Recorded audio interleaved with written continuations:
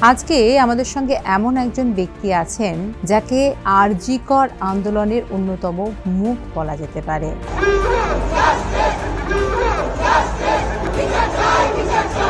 যে অভয়ার বিচারের দাবিতে রাস্তায় আন্দোলনে সামিল হয়েছিলেন, সেই অনিকেত মাহাতো। আপনি যখন স্টুডেন্ট ছিলেন তখনও কি এরকম র্যাগিং এর মুখে পড়তে হয়েছিল? বিভিন্ন কলেজে সম্পূর্ণরূপে এখনো র্যাগিংটা এখন আর বলে না, এখন বলে ইন্ট্রোডাকশন দিতে হবে। এটাই ধীরে ধীরে ওই রূপটা ধারণ করে। তাহলে এই যখন চিকিৎসক হিসেবে চিকিৎসা করতে যাচ্ছে, সে তখন ভাবছে যে আমি আমার ফিজটা ভাববো না কেন। ছোটবেলা থেকেই কি প্রতিবাদী? আর এই ঘটনা আর কতটা পরিমাণে আপনার জীবনকে পরিণত করলো এবং আরো প্রতিবাদী করে তুললো? আরজিকর আন্দোলন আমার জীবনকে নানান গতিপথের মধ্য দিয়ে একটা মোড় ঘুরিয়ে দিয়েছে বলে আমি মনে করি। লালবাজারে গিয়ে পুলিশ কমিশনার বিনীত গোয়েলকে প্রতীকী মেরুদণ্ড উপহার দেওয়া সেই ছবি এখন ঐতিহাসিক। 9 আগস্ট যখন আমরা ওই সেমিনার রুমের সামনেটাই গুটি কয়েক পিজিটিরা দাঁড়িয়ে আছে, যখন দাঁড়িয়ে দেখছি যে বাবা মাকে ভিতরে ঢুকতে দিতে দেওয়া হচ্ছে না, এবং তাদেরকে যখনই প্রশ্ন করা হচ্ছে তারা একটা কথাই বলছে, আমরা তদন্ত চলছে। বিভিন্ন শাসক দলের নেতামন্ত্রীরা আসছে, তাদের বেলায় কোনো সমস্যা হচ্ছে না ভিতরে যাওয়ার জন্য, অথচ দেখা যাচ্ছে যে বাবা মাকে কেন্দ্র করে তারা আটকে দিতে যায়। সিবিআইয়ের অফিসাররা তো কেউ বোকা নয়, একজন যথেষ্ট এক্সিলেন্ট অফিসার। তাহলে তাদের এই এক্সিলেন্সি এর জায়গাটা হঠাৎ করে এইভাবে ফল করলো কেন? এটার উত্তর জনগণ যেভাবে বলে, কেউ বলে সেটিংয়ের মধ্যে দিয়ে হয়েছে, কেউ বলেছে সদিচ্ছা নেই, কেউ বলেছে টাকা পয়সা খেয়েছে, নানান লোক নানান অভিযোগ করে। তারা এই রুমটা 3D স্ক্যান করেছে, সেমিনার রুমে 3D স্ক্যান করার পর তারা একটা রিপোর্ট দিয়েছে। সেই রিপোর্টে বলছে যে ওই রুমে কোনো ফাইটিং এবং স্ট্রাগলিংয়ের সাইন নেই। পোস্টমর্টম রিপোর্ট বলছে যে এইটা প্যারাইটাল বোন বলে, এই প্যারাইটাল বোনে তার রক্ত জমে গেছে, হেমাটোমা হয়েছে। স্বাস্থ্যমন্ত্রী সারদাত মুখোপাধ্যায় তিনি যাচ্ছেন সরকারি হাসপাতালগুলিতে এবং সেখানে ভিজিট করছেন, স্বাস্থ্যকর্তাদের সঙ্গে তিনি বসছেন। তো কি মনে হচ্ছে যে স্বাস্থ্য ভবনে পুরনো যে রোগ এবার সেগুলো নির্মূল হবে? স্বাস্থ্য ভবনটা আগে যা ছিল তাই আছে। আমরা নতুন একটা স্বাস্থ্যমন্ত্রী পেয়েছি। সিন্ডিকেট রাজকে সমূলে উৎপাত করা যাবে বলে মনে করছেন? একজন প্রিন্সিপাল, একজন অ্যাসিস্ট্যান্ট সুপার, তারা হসপিটালের ভিতরে দুর্নীতির রাজ চালিয়ে যাচ্ছেন, অথচ স্বাস্থ্য ভবনের কেউ কিছু জানতে পারছে না, কেউ কিছু বুঝতে পারছে না। এটা সম্ভব? প্রত্যেকটা পুরুষের জীবনে একজন নারীর অবদান থাকে। আপনার জীবনেও কি সেরকম কোনো নারী আছে?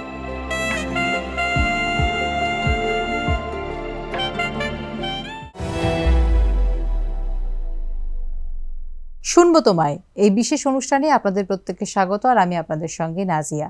শুনবো তোমায় এই অনুষ্ঠানে আমরা এমন এমন ব্যক্তিত্বদের নিয়ে আসি যারা তাদের জীবনে তাদের কর্মকাণ্ডের জন্য বিখ্যাত, মানব মনের মধ্যে স্থান গ্রহণ করেছে। আজকে আমাদের সঙ্গে এমন একজন ব্যক্তি আছেন যাকে আরজিকর আন্দোলনের অন্যতম মুখ বলা যেতে পারে, যে অভয়ার বিচারের দাবিতে রাস্তায় আন্দোলনে সামিল হয়েছিলেন, সেই অনিকেত মাহাতো আজ আমাদের সঙ্গে আছেন। তার সঙ্গে আমরা কথা বলবো। অনিকেত, আপনাকে এই অনুষ্ঠানে স্বাগত। অনিকেত, কেমন আছো? আমি ভালো আছি, কিন্তু ব্যক্তিগতভাবে যদি বলতে হয় তাহলে ভালো আছি। সামাজিক মানুষ তো সামাজিক জীব, এবং আমিও একটা মেডিকেল কমিউনিটির মধ্যে বসবাস করি, এই সমাজের মধ্যেই বসবাস করি। তাহলে সমাজের চারপাশে প্রতিনিয়ত যে ঘটনাগুলো আমরা ঘটছে দেখতে পাই, তাহলে সেই তুলনায় দিক থেকে বলতে গেলে ভালো আছে। কিন্তু স্বাভাবিকভাবেই সমাজ, আমার কমিউনিটি, এই তো এটা নিয়ে জীবন, তাহলে সেই জায়গাটা খুব একটা ভালো জায়গাতে আছে বলে মনে হচ্ছে না। অনিকেত, আপনার বাড়ি কোথায়, কোথা থেকে, আপনার ছোটবেলা কোথায় কেটেছে, এখানে কিভাবে আসা? এখানে আসা মূলত পরীক্ষার নিট, আমাদের সময় ওয়েস্ট বেঙ্গল জয়েন্ট ছিল। ওয়েস্ট বেঙ্গল জয়েন্টে যখন র্যাঙ্ক করার পর যখন এসএসকেএমে চান্স পাই, তখন এমবিবিএস পড়তে মূলত কলকাতাতে আসা। তার আগে বাড়ি আমার ঝাড়গ্রাম, বাবা মা ওখানেই থাকেন, ফলে ওখানে আমার স্কুল জীবন কেটেছে। স্কুল জীবনের পর যখন ওয়েস্ট বেঙ্গল জয়েন্ট দেওয়ার প্রিপারেশন নিচ্ছিলাম, 1 বছর উচ্চ মাধ্যমিক দেওয়ার পর 1 বছর গ্যাপ ছিল, সেই সময় হাজরাতে এসেছিলাম। হাজরাতে এখানে একটা কোচিং ইনস্টিটিউট ছিল, সেখানে পড়াশুনো করতাম। সেই কাজেই প্রথম কলকাতাতে আসা, তারপর এসএসকেএমে পড়াশুনোর মধ্য দিয়ে ডাক্তারি জীবনের পড়াশুনো শুরু। ঝাড়গ্রামের কোথায় বাড়ি? ঝাড়গ্রামের শিলদা বলে একটা জায়গা আছে, সেখানে আমাদের বাড়ি। এখন বর্তমানে গ্রামের নাম? হ্যাঁ, গ্রামের নাম শিলদাই, শিলদা। ওখানেই বাড়ি। আচ্ছা। ওখানেই বাড়ি, বাবা মা ওখানেই ছিলেন। এখন বর্তমানে সবাই ঝাড়গ্রামে চলে এসেছেন, ফলে এখন বর্তমানে বাড়ি বলতে গেলে ঝাড়গ্রামে। ডাক্তার হওয়ার স্বপ্ন কি ছোট থেকেই ছিল? ডাক্তার হওয়ার স্বপ্ন ছিল, শুরু হয়েছিল ক্লাস 8-9 থেকে বলা যায়। বাবা ফার্মাসিস্ট ছিলেন, ফলে বান্দোয়ান বিপিএসসিতে বাবা ফার্মাসিস্ট ছিলেন। ফলে ওখানে যখন আমরা দেখেছি একটা হসপিটালের মধ্যে থাকা, সেখানে স্বাস্থ্যকর্মীদের সাথে সকাল সন্ধ্যা বিভিন্ন সিস্টার দিদিরা আসতেন, স্টাফরা যারা ছিল তারা আসতেন, ডাক্তারবাবুরা যারা ছিল তারা আসতেন। ফলে এই পরিবেশটা দেখে বড় হওয়া, সেখান থেকেই ডাক্তার হওয়ার একটা ইচ্ছা প্রকাশ শুরুর দিক থেকে ছিল। এবং এই ইচ্ছা প্রকাশের ধীরে ধীরেই যখন 11-12 সায়েন্স নিয়ে পড়াশোনা করি, একটা ভালো স্টুডেন্ট হিসেবেও ভালোই ছিলাম। ফলে যখন এই সুযোগ আসে তখন যাই, এগোনো হয় আর কি। মাধ্যমিক উচ্চ মাধ্যমিক কত সালে? মাধ্যমিক 2009, উচ্চ মাধ্যমিক 2011। তারপর রাজ্যে জয়েন? হ্যাঁ, মাধ্যমিক আমার গ্রামের স্কুল শিলদা রাধাচরণ বিদ্যা মন্দির, সেখান থেকে। উচ্চ মাধ্যমিক ঝাড়গ্রামে কেকেআই কুমুদ কুমার ইনস্টিটিউট, সরকারি দুটোই সরকারি স্কুল। ওখান থেকেই পড়াশোনার পর তারপর তো এসএসকেএম, তারপর আরজিকর। আপনি যখন পড়াশোনা করেছেন তখন তো মানে সরকারি স্কুলে ইংরেজির একটা বিশাল গ্যাপও বলা যেতে পারে, যে ইংরেজির তেমনভাবে চাপ নেই। একটা 1 থেকে 4 পর্যন্ত তো নেই, 5 থেকে শুরু হয় ইংরেজিটা। এবং সেটা নিয়ে কোনো ডিফারেন্ট বা কোনো ডিফিকাল্টি এসেছিল লাইফে? না, আমাদের ওই ফেজটাতে এই সমস্যার মধ্যে দিয়ে পড়তে হয়নি। কারণ হচ্ছে যে প্রাইমারি স্কুল যদি বলতে হয়, প্রাইমারি স্কুল হচ্ছে বিদ্যাসাগর শিশু শিক্ষা নিকেতন বলে একটা স্কুল ছিল, ওই স্কুলে পড়াশোনা করেছি। ফলে ওখানে ইংরেজি ছিল, ইংরেজি আমি পড়েছি। আর তারপর ক্লাস 5 থেকে সরকারি এবং 11-12 থেকে সরকারি স্কুল, পরে এসএসকেএম। এই যে পাস ফেল উঠে যাওয়া, সেটা কি ভয়ঙ্কর একটা প্রভাব? সরকারি স্কুলের স্টুডেন্টদের নিঃসন্দেহে একটা ভয়ঙ্কর প্রভাব। কারণ যখন আমরা মেডিকেল ক্যাম্পগুলো করতে বিভিন্ন এলাকাতে যাই, সেখানে যখন বিভিন্ন পরিবারের সাথে কথা হয়, ছাত্রছাত্রীদের সাথে কথা হয়, তাহলে এই জায়গাটাতে যেটা দেখতে পাই সেটা হচ্ছে যে শৈশব মনে যখন ছোট আছে একটা ছাত্র, তাহলে তাকে কিছু বকে ঝোঁকে নানানভাবে তার মধ্যে কিছু বাইরে থেকে করিয়ে নেওয়া যায়। ধরুন আমি বড় হয়েছি, এখানে আমার একটা সেলফ উইলিং আছে, আমাকে আমার বাবা মা বললেই যে আমি সব কাজ করব, বা আমার টিচার বললে আমি সব কাজ করব, তাও নয়। আমি তার কথাটাকে শুনে আমি নিজের মতন করে ভাবি যে এই কাজটা আমার করা উচিত কিনা, বাবা এটা বলেছেন আমার করা উচিত কিনা। কিন্তু শৈশব মনে কি হয়, এই প্যারেন্টস থেকে শুরু করে শিক্ষক যারা টিচার থাকেন, তাদের মনের একটা গভীর প্রভাব পড়ে। তাহলে এই গভীর প্রভাবটা যখন আসে, এই গভীর প্রভাবটার মধ্য দিয়ে তাদের শৈশবটা বিকশিত হয়। তাহলে এই যে বিকশিত হওয়ার জায়গাটা, এইখানে যে কিছু নীতি নৈতিকতা মূল্যবোধ আমরা যেগুলো স্কুল টিচিং থেকে পাই, এইটার একটা অভাব দেখা যাচ্ছে। 2012 সালে রাজ্য জয়েন্ট এবং তারপর মেডিকেলে চান্স পাওয়া, আরজি করেই স্টুডেন্ট হিসেবে জয়েন করা, তাই তো? তো আরজি করে পড়াশোনা, ডাক্তারি পড়াশোনা, সেই সময় তোমাদের শিক্ষকদের সম্পর্কে কিছু জানতে চাই, যে সেই সময় শিক্ষক ছাত্র সম্পর্ক কেমন ছিল? আমার 2012 হচ্ছে এসএসকেএম থেকে আমার ডাক্তারি জীবন শুরু। শিক্ষক ছাত্র সম্পর্ক যদি বলেন, তখনও মেডিকেল কলেজগুলোতে রেগুলার নিয়মিত ক্লাস হতো এবং আমরা ক্লাস করতাম। রেগুলার ক্লাস করতে হতো, টিচারদের সাথে একটা সুন্দর মেলবন্ধন তৈরি হয়েছিল। কিন্তু যেটা দেখা যেত সেটা হচ্ছে যে মেডিকেল এথিক্সের যে ক্রাইসিস, যে একজন চিকিৎসক হিসেবে আমার একটা রোগীর প্রতি কী দৃষ্টিভঙ্গি থাকা উচিত। বিভিন্ন সময় ধরুন আমার কাছে বেড আছে একটা, আমার পেশেন্ট আছে 5 জন, তাহলে আমি কি করব? এখানেও তো আমি ইনজাস্টিস করছি। ধরুন আমি একজনকে ভর্তি নিলাম, বাকি 4 জনকে ছেড়ে দিলাম, তাহলে 4 জনের প্রতি ইনজাস্টিস হলো। তাহলে এই যে এইরকম যে মেডিকেল এথিক্যাল জায়গাগুলো আছে, এইগুলো নিয়ে আলাপ আলোচনার পরিবেশ, এইগুলো নিয়ে রেগুলার ডিসকাশনের পরিবেশ কলেজগুলোতে একটা অভাব আমি দেখেছি। এবং যখন আরজিকর আন্দোলন হয় তখন তো আমরা দেখেছি যে মেডিকেল কমিউনিটির ভিতরেও একটা ক্রাইসিস আছে। নাহলে একজন তৎকালীন প্রিন্সিপাল সন্দীপ ঘোষের মতন একজন প্রিন্সিপাল, তিনি চিকিৎসক হিসেবে যথেষ্ট নামকরা চিকিৎসক, তাহলে তিনি এই ধরনের কাজের মধ্যে যুক্ত হচ্ছেন কেন? বিভিন্ন এইচওডি প্রিন্সিপালরা কেউ বললেই, শাসক দলের নেতা নেত্রীরা বললেই ফেল করিয়ে দিতে হবে, এরকম হয়ে যাচ্ছে কেন? তাহলে এই এথিক্যাল ক্রাইসিসটার একটা প্রকট চেহারা আমরা পড়ার সময় দেখেছি। কিন্তু এই বাদ দিয়ে যদি একাডেমিক পড়াশোনার কথা বলেন তাহলে এসএসকেএমের মতন মেডিকেল কলেজগুলোতে একটা অ্যাডিকুয়েট ক্লাস ইনফ্রাস্ট্রাকচারের জায়গা আমরা পেয়েছি। বর্তমানে এই জায়গাটা ধীরে ধীরে কমে গেছে, অনেকটা কমে গেছে। ছাত্ররা ক্লাস বিমুখ হচ্ছে, কোচিং সেন্টার বেসড যে পড়াশুনোগুলো তৈরি হচ্ছে, এই পড়াশুনোগুলোর মধ্য দিয়ে তারা অনেক বেশি আকৃষ্ট হয়েছে। এইটা একটা তখনকার থেকে এখনকার মধ্যে ডিফারেন্স আমার চোখে পড়েছে। বা কোচিং সেন্টারের প্রতি ঝুঁকছে মানুষ। মানে যেটা হচ্ছে যে বিভিন্ন অনলাইন কোচিং সেন্টার তৈরি হয়েছে। অনলাইন কোচিং সেন্টার তৈরি হওয়ার ফলে যেটা দেখা যাচ্ছে যে বিভিন্ন ছাত্রছাত্রীরা তারা ক্লাস যাওয়ার বদলে খুব কম সময়ে খুব সহজে অনলাইনে এই পড়াশোনাটা পড়ে নিচ্ছে। কিন্তু এর ফলে সমস্যাটা যেটা হচ্ছে, সেই যে এথিক্যাল ক্রাইসিসটা, যে একটা পেশেন্টের সাথে সম্পর্ক তৈরি করা। আমাদের সময় আমরা মনে আছে যে 10 জন মিলে আমরা হয়তো একটা পেশেন্টের স্প্লিন প্যালপেট করে শিখছি, লিভার প্যালপেট করে শিখছি, তাহলে সেও বিরক্ত হচ্ছে। তাহলে তার সাথে কীভাবে কথা বলা যায়, তাকে কিভাবে কনভিন্স করানো যায়। দেখা গেল যে এই সময় তিনি প্রচণ্ড বিরক্ত হচ্ছেন, তাহলে আমি বিকেলে এসে দেখে যাব বা আমি রাত্রে এসে দেখে যাব। তাহলে এইটা আপনার কাছ থেকে অ্যাসুরেন্স নিয়ে যাওয়া, এই যে পেশেন্টের সাথে কমিউনিকেশনটা, এই কমিউনিকেশনটা ধীরে ধীরে বন্ধ হয়ে যাচ্ছে। এইটা একটা মানে অনলাইন কোচিংয়ে হয়তো খুবই ভালো পড়াশোনা হচ্ছে, কতটা ভালো হচ্ছে এটা তো পরের প্রশ্ন থাকা উচিত। কিন্তু প্রশ্নটা যেটা থেকে যাচ্ছে সেটা হচ্ছে পেশেন্টের সাথে তো আমাকে সারা জীবন কাটাতে হবে। একজন রুগী মানে চিকিৎসকের সম্পর্ক তো রুগীর সাথেই, রুগীর পরিবারের সাথে। তাহলে এই কমিউনিকেশনের যে গ্যাপটা, যেটা ছোট থেকে গড়ে ওঠার কথা, যেটা আমরা কলেজ ক্যাম্পাসগুলোতে 2012, 13, 14 সাল অবধি আমরা পেয়েছি, এই কমিউনিকেশনটা ধীরে ধীরে কমতে শুরু করে, এখন প্রায় মানে শেষের দিকে। ফলে মানে একটা পেশাদারিত্ব চলে এসেছে, পেশাদারিত্ব জায়গা যেখানে কোনো ডাক্তারকে দেখছি যে তার ফিজ, যেখানে পেশেন্টের কি হচ্ছে সেটা না দেখে ফিজটা আগে, মানে সেখানে গিয়ে ফিজটা দেখাচ্ছে যে 1200, 1000 পেরিয়ে যাচ্ছে।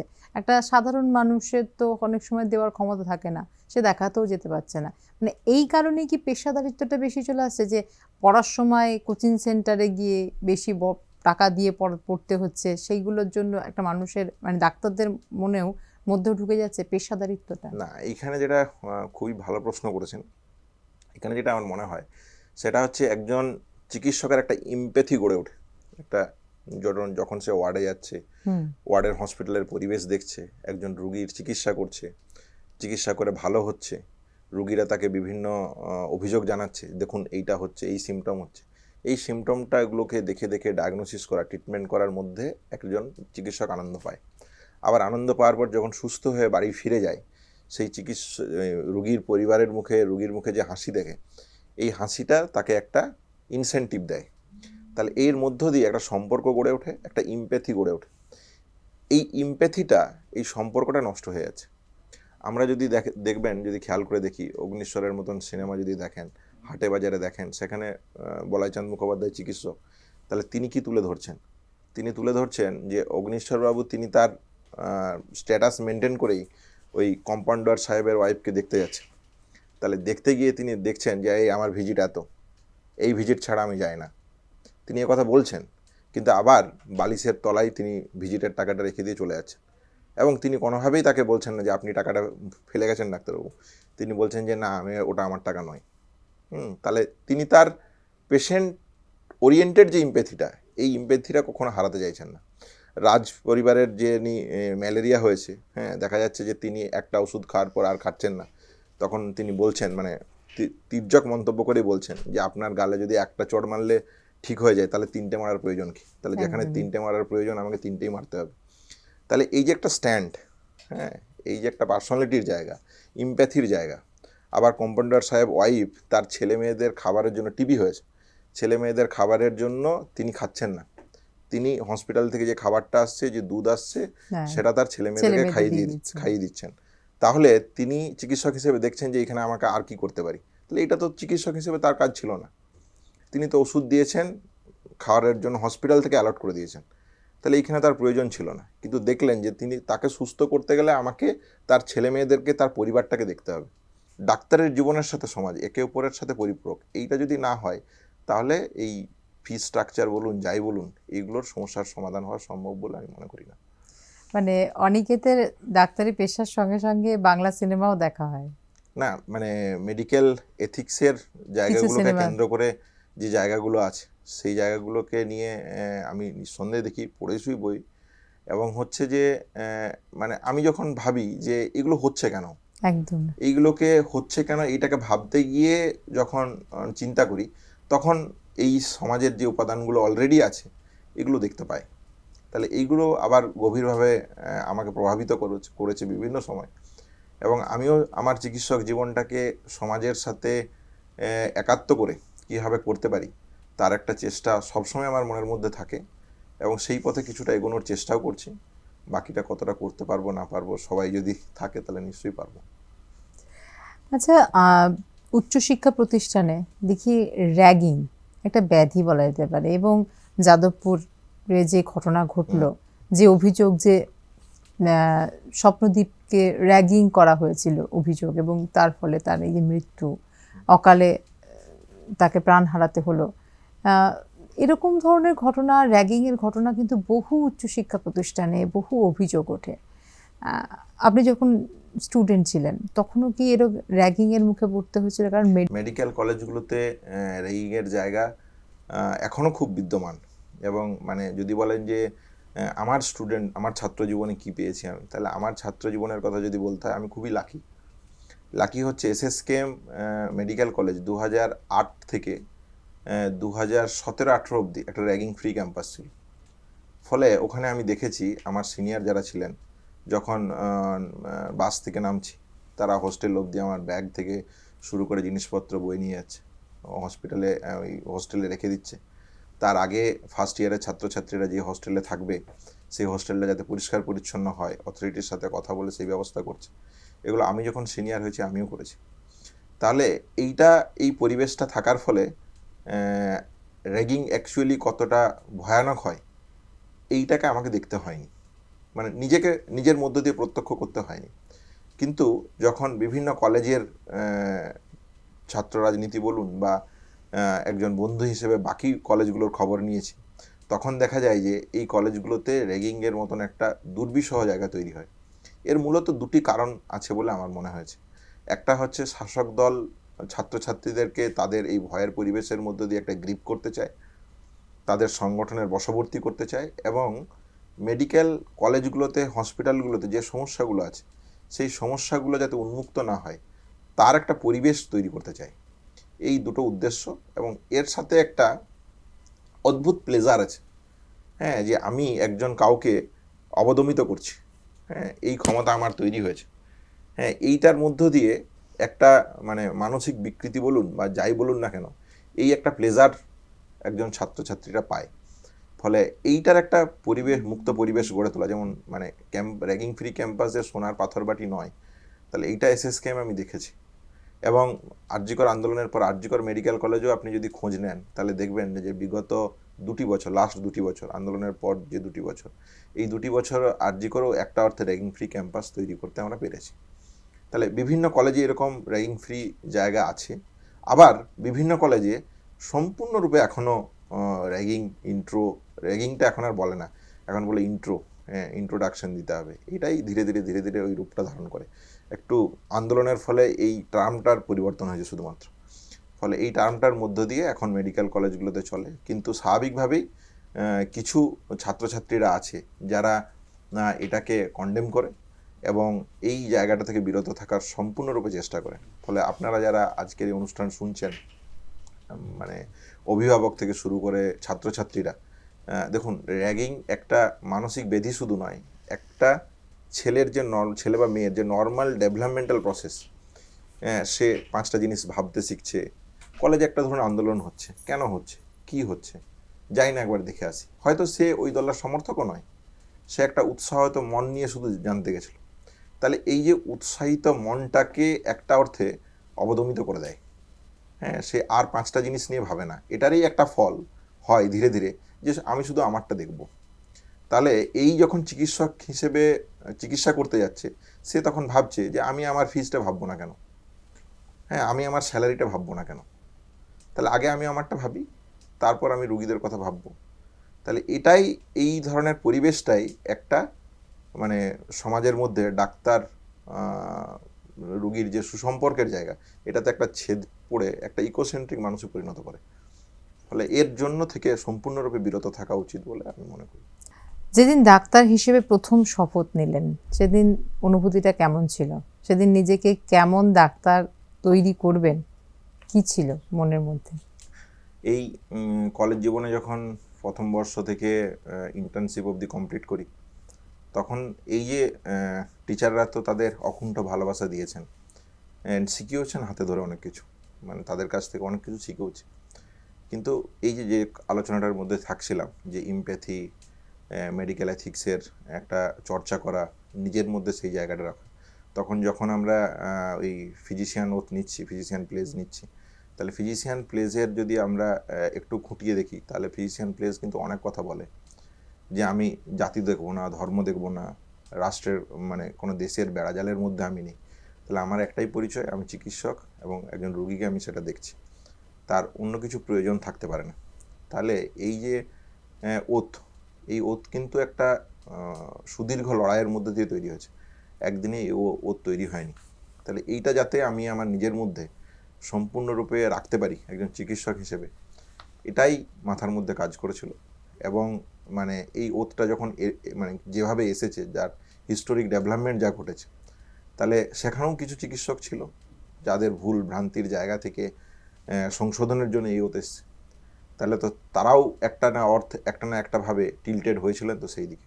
তাহলে সেই জায়গাগুলো যাতে কখনো আমার মধ্যে না আসে, আমি আমার পরিবেশের মধ্যে যাতে সেই জায়গাটাকে বজায় রাখতে পারি, এটাই ছিল ভাবনা। আপনার পুজো পৌঁছে যাক বিশ্বের দরবারে। প্রতি বছরের মতো এবারও আর+ নিউজ নিয়ে এলো শারদাঞ্জলির সেরা সম্মান 2026। অংশ নিতে সকাল 10টা থেকে সন্ধে 6টার মধ্যে সরাসরি যোগাযোগ করুন আমাদের অফিসে অথবা কল করুন 9836323248 এই নম্বরে। শারদাঞ্জলি শুধুমাত্র আর+ নিউজে।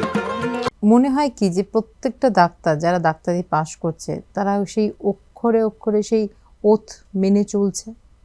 না, এটাই হচ্ছে যে মানে আজকের দিনে ক্রাইসিসের জায়গা। তাহলে ক্রাইসিসের জায়গাটা কি, যদি দেখেন যে তৎকালীন প্রিন্সিপাল সন্দীপ ঘোষ, তাকে কেন্দ্র করে যারা চিকিৎসকরা ছিলেন, এই চিকিৎসকদের মধ্যে তো এই ক্রাইসিস ছিল। তাহলে যদি মেডিকেল ওথের কথা বলেন, তাহলে আমরা দুর্নীতির কীভাবে গ্রাস হতে পারি, কোনো একটা ছাত্রছাত্রীকে ফেল করিয়ে দেওয়ার সাথে কীভাবে ষড়যন্ত্রে লিপ্ত হতে পারি। তাহলে এইগুলো তো কখনোই অভয়ার খুন এবং ধর্ষণের মতন ঘটনার ক্ষেত্রে, যেখানে সন্দীপ ঘোষের এভিডেন্স টেম্পার এবং ইনভেস্টিগেশন হাসাবে প্রাইমারি চার্জশিটে নাম দিয়েছে সিবিআই, কিন্তু চার্জশিট না দেওয়ার ফলে তিনি জামিনে বেল পেয়েছেন। তাহলে এই রকম ঘটনার ক্ষেত্রে যুক্ত থাকতে পারে কীভাবে একজন চিকিৎসক? তাহলে এই ক্রাইসিস তো ডেফিনেটলি আমাদের কলেজগুলোর মধ্যে, প্রতিষ্ঠানের মধ্যেগুলোতে বিদ্যমান আছে, এখনও বিদ্যমান আছে। আরজিকর শিক্ষা প্রতিষ্ঠান বলা যেতে পারে আপনার, সেখানে 2024 সালে 9ই আগস্ট যে ঘটনা ঘটেছিল, শুধু আরজিকর নয়, সারা পৃথিবীব্যাপী যার একটা আলোড়ন পড়েছিল। আমরা দেখেছিলাম অনিকেত মাহাতো একটা আন্দোলনী মুখ হয়ে, তখন প্রতিবাদী মুখ হয়ে সামনে এসেছিলেন। ছোটবেলা থেকেই কি প্রতিবাদী? আর এই ঘটনা আর কতটা পরিমাণে আপনার জীবনকে পরিণত করলো এবং আরও প্রতিবাদী করে তুললো? না, ছোটবেলা থেকে এইভাবে প্রতিবাদী ছিলাম এটা বললে ভুল হবে। ছোটবেলা থেকে একটা টিচারদের সান্নিধ্য পেয়েছি, শিক্ষকদের সান্নিধ্য পেয়েছি, বিভিন্ন জিনিস আলাপ আলোচনা চর্চা করার চেষ্টা করেছি। কলেজ লাইফে যখন SSKM-এ আসি, তখন থেকে ছাত্র রাজনীতির মধ্যে আসা, কাজকর্ম করা, এটা ছিল। আরজিকর আন্দোলন আমার জীবনকে নানান গতিপথের মধ্য দিয়ে একটা মোড় ঘুরিয়ে দিয়েছে বলে আমি মনে করি। কারণ প্রথম দিনের কথা যদি বলতে হয় তাহলে প্রথম দিন আমিও আর 5টা জুনিয়র ডাক্তারদের মতন দেখতেই গেছিলাম যে একটা মেডিকেল কলেজে এই ধরনের ঘটনা কীভাবে ঘটতে পারে।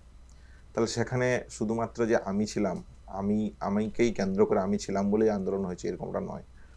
সেখানে অগণিত জুনিয়র ডাক্তার ছিল আর জি কর মেডিকেল কলেজের ছাত্রছাত্রীরা, যারা সন্দীপ ঘোষের মতন একজন প্রিন্সিপালের বিরুদ্ধে মুখ খোলা উচিত, আন্দোলনে আমাদের আসা উচিত, হ্যাঁ, এই সাহসটা তারা দেখিয়েছে। এই সাহসটার মধ্য দিয়ে আর জি কর আন্দোলনের শুরু। আর জি কর আন্দোলন স্বাভাবিকভাবেই আমাকে অনেক কিছু শিখিয়ে দিয়েছে, যদি বলতে হয় এক কথায় শিখিয়ে দিয়েছে।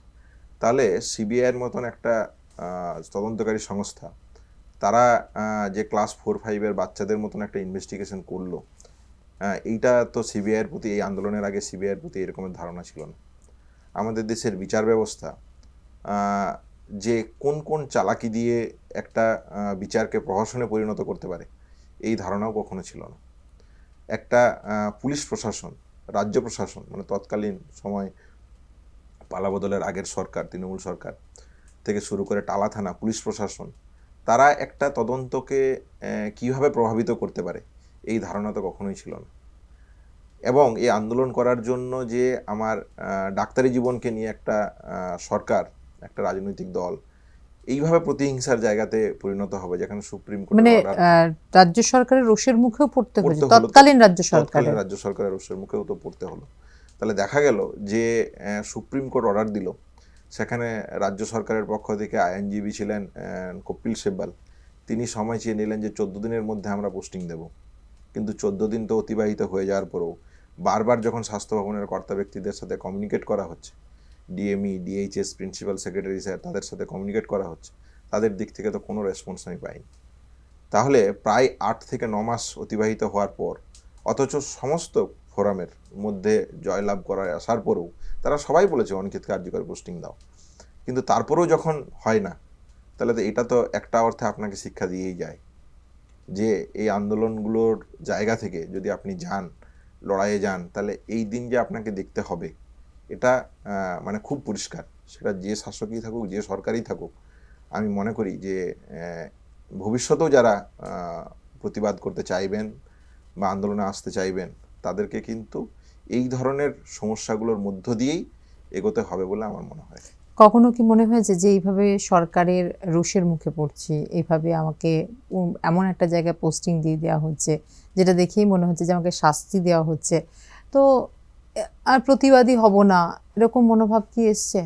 না, এখানে যেটা বলে নেওয়া প্রয়োজন যে মানে তৎকালীন রাজ্য সরকার এবং তৃণমূল যেটা বলার চেষ্টা করেছিল যে আমরা গ্রামে যেতে চাই না, তাহলে পোস্টিং যেখানে দিয়েছে তুমি যাও না, কাজ করো না, কী সমস্যা? কিন্তু আপত্তির জায়গাটা কোথায়? এবং তারপরেই আপনি যে প্রশ্ন করেছেন সেই উত্তরটাও এর সাথে সম্পর্কযুক্ত, যে দেখা গেল যে একটা মেরিট বেসড কাউন্সিলিং, আমি পিজিটিসিপে যে নাম্বার পেয়েছি সেই নাম্বারকে কেন্দ্র করে আমি চয়েস করতে পারছি কোন মেডিকেল কলেজ আমি পাবো। তাহলে এই প্রসেসটা কমপ্লিট হয়েছে, এই প্রসেসে কমপ্লিট হওয়ার পর আমি আর জি কর পেয়েছি। অথচ ফাইনাল লিস্ট যেদিন বেরোচ্ছে সেদিন দেখা গেল যে 871 জনের অল ইনটেক্ট থাকলো, আমার এবং আশফাকের ক্ষেত্রে এটা চেঞ্জ করে দিল। তাহলে এই যে মেরিটকে মান্যতা না দেওয়া, একটা কাউন্সিলিংয়ের যে স্বচ্ছতার প্রসেস, সেই প্রসেসকে মান্যতা না দেওয়া, মানে একটা নিয়ম ভঙ্গ, একটা অন্যায় হচ্ছে। তাহলে এই অন্যায়টার প্রতিবাদ হওয়া উচিত বলে আমি মনে করেছি। এই প্রতিবাদটা করার জন্যই আমি পোস্টিংয়ে জয়েন করি। তাহলে এই জায়গা থেকে গ্রামে যেতে চাই না বা বাকিদের পরিষেবা দিতে চাই না, শুধু আর জি করেই থাকতে চাই, এটা তৎকালীন শাসক দলের বারবার বলার চেষ্টা করেছে তারা। তাহলে এইটা সত্য নয়, এটা এক। দুই হচ্ছে যে দেখুন, অন্যায়ের প্রতিবাদ তো করতেই হবে, তাহলে অন্যায়ের প্রতিবাদ করাটা প্রাইমারি এবং মেন কাজ। তাহলে সেই জায়গা থেকেই রোষে পড়তে হয়েছে। তাহলে এই নিয়ে আমার আফসোস নেই। হ্যাঁ, আফসোসটা হচ্ছে এটাই যে একজন মানে চিকিৎসক হিসেবে আমি তো ডাক্তারিটা করতে চেয়েছিলাম। তাহলে ডাক্তারিটা যখন করতে না পারে, আপনি যদি সাংবাদিক হিসেবে আপনাকে সাংবাদিকতা না করতে দিয়ে বসিয়ে রাখা হয়, বা একজন শিক্ষক সে শিক্ষকতা করতে চায়, তাকে শিক্ষকতা না করতে দিয়ে বসিয়ে রাখা হয়, তাহলে তার যে অনুভূতি হয় সেই অনুভূতি আমার হয়েছে। তাহলে স্বাভাবিকভাবে এই অনুভূতিটা কখনোই ভালো ছিল না। এইটা একটা জায়গা।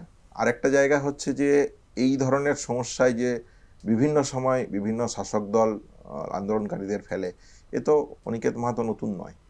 যদি ইতিহাস দেখেন তাহলে বিভিন্ন জায়গাতে বিভিন্ন সময় এই ঘটনা ঘটেছে।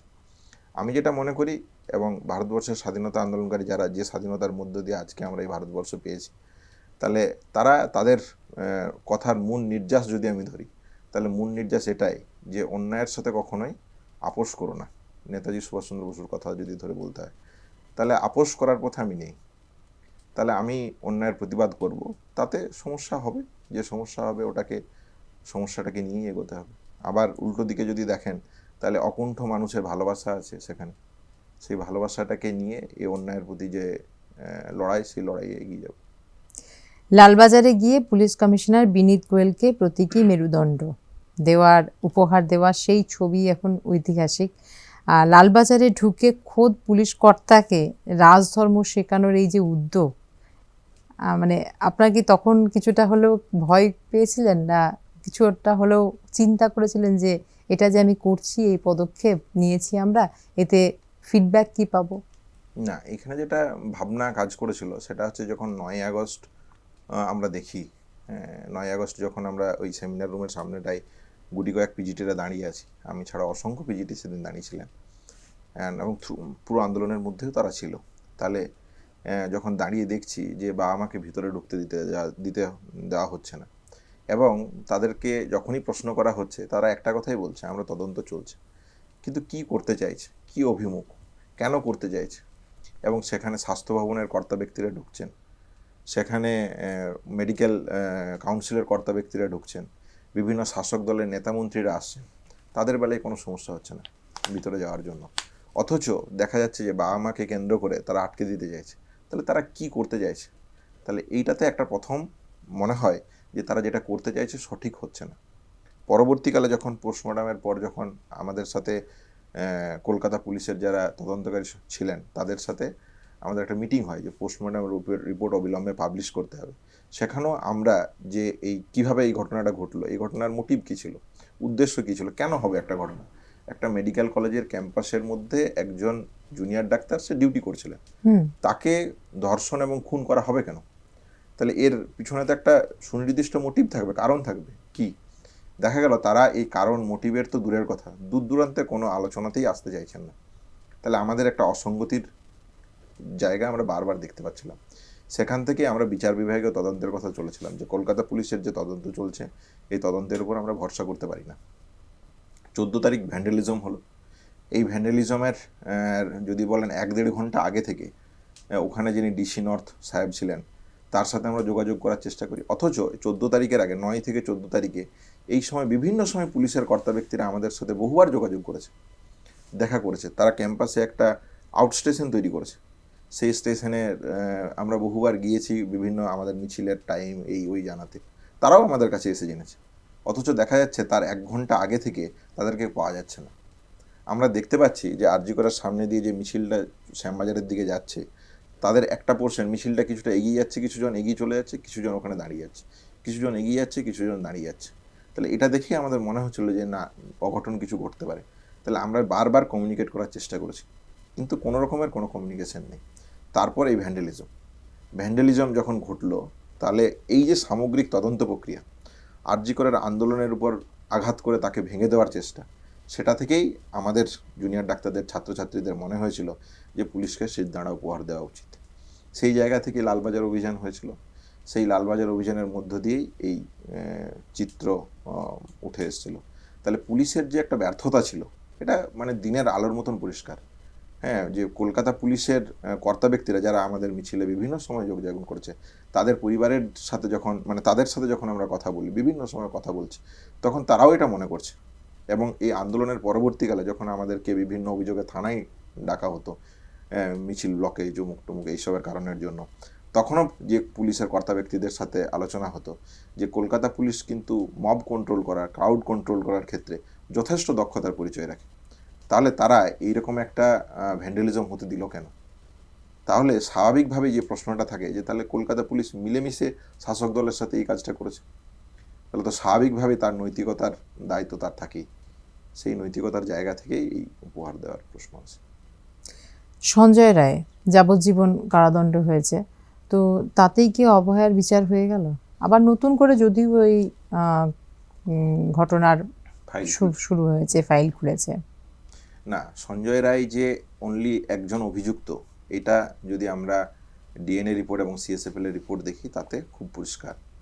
এবং কোর্টের যে ট্রায়াল 172 পাতার ট্রায়াল আপনারা যদি দেখেন, তাহলে সঞ্জয় রায় একজন অভিযুক্ত, তার অভয়ার ডিএনএর সাথে বিভিন্ন জায়গার অঙ্গের যে ডিএনএ, সেই ডিএনএর সাথে সঞ্জয় রায়ের ডিএনএ ম্যাচ করছে এবং 100% অ্যাবসোলুট ম্যাচ করছে। ফলে এইটা নিয়ে প্রশ্ন তোলার জায়গা খুব একটা নেই। কিন্তু যেটা আছে সেটা হচ্ছে যে একজন ব্যক্তির পক্ষে এই ঘটনা করা কিভাবে সম্ভব। পোস্টমর্টম রিপোর্ট বলছে স্মুথারিং এবং থ্রোটলিং হয়ে, মুখে চাপা দিয়ে এবং গলা শ্বাসরুদ্ধ করে তার মৃত্যু হয়েছে। এবং তার এই এরিয়া জুড়ে যে ইনজুরি আছে, সেই ইনজুরি প্রায় 22 থেকে 24টার কাছাকাছি অ্যান্টিমোর্টাম ইনজুরি। অ্যান্টিমোর্টাম ইনজুরি বলতে মরার আগের ইনজুরি। তাহলে স্বাভাবিকভাবেই তাকে শ্বাসরুদ্ধ করে মারা হয়েছে এবং খুনটাই হয়তো প্রাইমারি মোটিভ। কারণ তার পোস্টমর্টম রিপোর্টে বাকি যে ধর্ষণের চিহ্নের জায়গা প্রশ্ন আসছে, সেই চিহ্নগুলো অত্যন্ত মাইনর।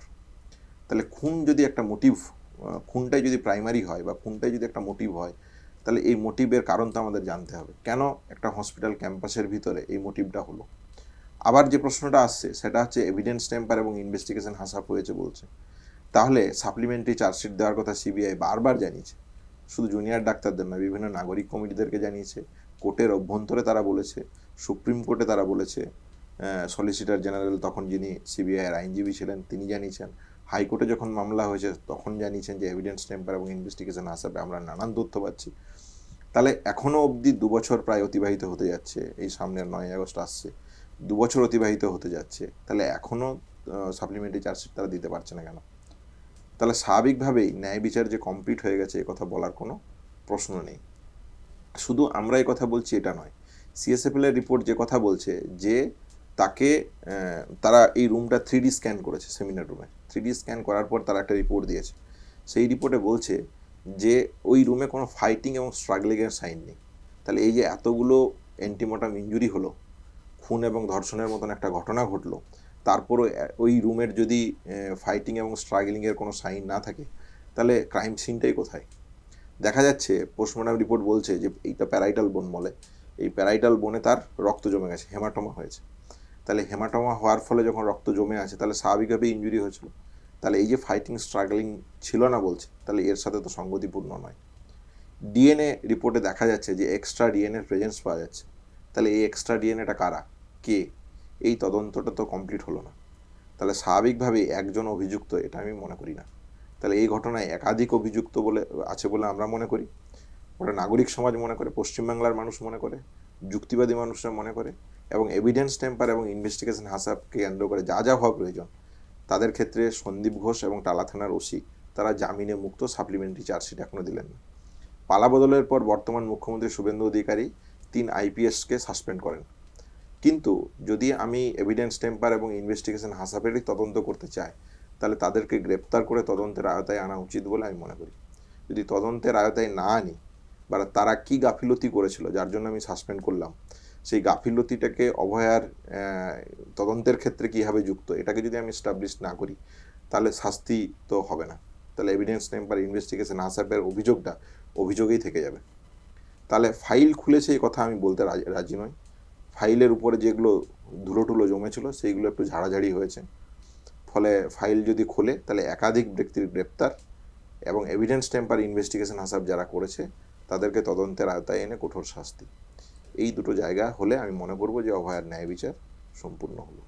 অভয়া কি আপনার জুনিয়র ছিলেন? হ্যাঁ, আমার জুনিয়র ছিল। হ্যাঁ, মানে কোনোদিন কি ও কিছু বলেছে যে ও কোনো এরকম ধরনের কোনো আনইজি ফিল করছে বা কোনো কিছু ওকে ওকে কেউ কোনো বিরক্ত করছে? মানে একদিনে তো হঠাৎ করে এই ঘটনা ঘটতে পারে না, নিশ্চয়ই তার আগে ও কিছু আভাস পেয়েছে, কোনো বন্ধুদেরকে কোনো কিছু কি বলেছে? না, এই ধরনের কোনো জায়গা আমরা পাইনি। হ্যাঁ, যেটুকু আমরা পেয়েছি, যা পেয়েছি সেগুলো সবটাই আমরা জুনিয়র ডাক্তারদের পক্ষ থেকে সিবিআইকে জানিয়েছি, সমস্ত রকমের যা আমাদের কাছে যা তথ্য ডকুমেন্টস ছিল। এবং ওই দিন সকাল 8টা থেকে বডি বেরোনো অবধি প্রত্যেকটা মিনিটে আমরা কি পেয়েছি, আমরা কি দেখেছি, আমরা আইউইটনেসকে যাই না, কিন্তু আমরা যা দেখেছি, আমরা যা পেয়েছি সেটা সিবিআইয়ের কাছে লিখিতভাবে আমরা ডেটা দিয়েছি, ডকুমেন্টেড করেছি, তাহলে লিখিতভাবে উইটনেস দিয়েছি। কিন্তু সিবিআইয়ের দিক থেকে আমরা যেটা দেখলাম খেয়াল করে, যে সিবিআই ঘটনাটাকে কেন্দ্র করে মানে এটা নানানভাবে আলোচনা সবাই করছে। কেউ বলছে এটা তৃণমূলের সাথে বিজেপির সেটিং, কেউ বলছে সিবিআই ভালো করে তদন্ত করলো না। কিন্তু আমার যেটা মনে হয় এগুলো সবই সত্যি হতে পারে। এগুলোকে ধরেই যেটা মনে হয় যে ধরুন আমি একজন চিকিৎসক হিসেবে ধরে নিলাম যে আপনার টিবি হয়েছে, আমি আপনাকে টিবির ওষুধ দিয়ে দিলাম। তাহলে আমি চিকিৎসক হিসেবে যেটা দেখলাম না যে এটা টিবি নাও হতে পারে, এটা হয়তো একটা ম্যালেরিয়া হতে পারে, এটা একটা ডেঙ্গু হতে পারে, বা এটা অন্য কোনো প্যারাসাইট ফিভার হতে পারে, ভাইরাল ফিভার হতে পারে, নানান কিছু হতে পারতো। তাহলে আমার উচিত ছিল আপনার সমস্ত সিমটমগুলোকে দেখা, আপনাকে এক্সামিন করে দেখা, এক্সামিন করে সিদ্ধান্তে আসা, ইনভেস্টিগেশন করে সেটাকে স্টাবলিশ করা উচিত ছিল, তারপর ওষুধ দেওয়া প্রয়োজন ছিল। তাহলে সিবিআই আমার মনে হয় যেটা করেছে সেটা হচ্ছে সঞ্জয় রায় একজন অভিযুক্ত। সঞ্জয় রায়কে শাস্তি দিতে গেলে তার আশেপাশে যে তথ্যগুলোকে খুঁজে দেখা দরকার সেইটুকুই তারা খুঁজেছে। তার তার পাশে যে একটা বৃহৎ কনস্পিরেসি আছে সেটা তারা তাদের চার্জশিটে বলেছে, কিন্তু এই কনস্পিরেসিটাকে ফাইন্ড আউট করা এইটাকে সিবিআই করেছে বলে আমার মনে হয় না। ফলে সিবিআইয়ের একটা আবার যে কথাটা, এই কথাটা বললেই আবার যে প্রশ্নটা আসে, সিবিআইয়ের অফিসাররা তো কেউ মানে বোকা নয়, বা তারা একজন যথেষ্ট এক্সিলেন্ট অফিসার। তাহলে তাদের এই এক্সিলেন্সি এর জায়গাটা হঠাৎ করে এইভাবে ফল করলো কেন, এটার উত্তর আমার কাছে নেই। কি রে, তোর বেশ র্যাশ হয়েছে দেখছি। হ্যাঁ রে, কি করবো বলতো, র্যাশগুলো কিছুতেই কমছে না। অনেক কিছু ইউজ করলাম তবুও কমছে না। তুই এম্বার গৌরীদেবী হসপিটালসে দেখাতে পারিস, ওখানে ভালো এক্সপিরিয়েন্স ডার্মাটোলজিস্ট আছে। গৌরী দেবী হসপিটাল, রাজবাঁধ, দুর্গাপুর। যোগাযোগ 8001003333, 8001113333। এটার উত্তর জনগণ যেভাবে বলে, কেউ বলে সেটিংয়ের মধ্যে দিয়ে হয়েছে, কেউ বলেছে সদিচ্ছা নেই, কেউ বলেছে টাকা পয়সা খেয়েছে, নানান লোক নানান অভিযোগ করে। কিন্তু আমি যেটা দেখেছি সেটা হচ্ছে যে তাদের এক্সেলেন্সিকে বা তাদের যে গ্রহণযোগ্যতা বা তারা যেভাবে ইনভেস্টিগেশনটা করেছে, এটা একদম একটা ক্লাস 4-5-এর বাচ্চাদেরকে যদি ইনভেস্টিগেশন করার দায়িত্ব দেওয়া হয় তারা যেভাবে করবে ঠিক সেইভাবে ইনভেস্টিগেশন করেছে বলে আমার মনে হয়েছে। WBJDF এর সভাপতি ছিলেন, সদস্যপদ সবকিছু পদত্যাগ করতে হলো কেন, ত্যাগ করে ছেড়ে দিতে হলো? প্রথমেই যেটা বলার সেটা হচ্ছে যে আমাদের একটা ট্রাস্ট তৈরি হয়েছিল যখন সুপ্রিম কোর্টে রিপ্রেজেন্টেশন দেওয়ার প্রশ্ন আসে, যে যখন কর্মবিরতি চলছে তাহলে রিপ্রেজেন্টেশনের জন্য একটা তড়িঘড়ি বেসিসে ট্রাস্ট তৈরি করতে হয়। সেই ট্রাস্টের প্রেসিডেন্ট আমি ছিলাম। ফলে সংগঠনের দিক থেকে পরবর্তীকালে ভোট হয়ে যে বা প্রসেসের মধ্যে দিয়ে সভাপতি, এরকম কোনো পোস্ট আমাদের ওয়েস্ট বেঙ্গল জুনিয়র ডক্টরস ফ্রন্টের মধ্যে তৈরি হয়নি। তাহলে ছেড়ে দিতে হলো কেন? ছেড়ে দিতে হলো দুটোর জায়গা থেকে। তাহলে আমি এই আন্দোলনকে কেন্দ্র করে দুটো জিনিস দেখেছি। একটা হচ্ছে থ্রেড কালচার, শাসক দলকে কেন্দ্র করে তৎকালীন তৃণমূল সরকারের যারা শাসক দল, সেই থ্রেড কালচার, এবং হসপিটালগুলোতে একটা পরিকাঠামোগত আমূল পরিবর্তন হওয়া প্রয়োজন, এবং ক্যাম্পাসে এই থ্রেড কালচারের বিরুদ্ধে একটা রেজিস্ট্যান্স থাকা প্রয়োজন, দুর্নীতির বিরুদ্ধে একটা রেজিস্ট্যান্স থাকা প্রয়োজন। তাহলে আমি চেয়েছিলাম যে West Bengal junior doctors front যদি নির্বাচন করে বা নতুন করে তাদের সংগঠন বিস্তার করতে চায় বা কোনো ভোটিং প্রসেসের মধ্যেই যেতে চায়, তাহলে সমস্ত কলেজগুলোতে এরকম ছোট ছোট ডিডিএফের ইউনিট তৈরি করা প্রয়োজন আছে। যদি এই ইউনিট তৈরি না করি তাহলে আজ বাঁকুড়াতে সমস্যা হচ্ছে, এই ধরুন বর্ধমানের সমস্যা হচ্ছে, কালকে নর্থ বেঙ্গলের সমস্যা হবে। তাহলে আমি সেগুলোকে কেন্দ্র করে কীভাবে রেজিস্ট্যান্স তৈরি করব? সেখানকার জুনিয়র ডাক্তারদের মতামত যদি আমি না নিই তাহলে আমি কিভাবে একটা উপর থেকে সিদ্ধান্ত চাপিয়ে দেওয়ার মতন সংগঠন তৈরি হবে? তাহলে এই সংগঠন আমি চাইনি।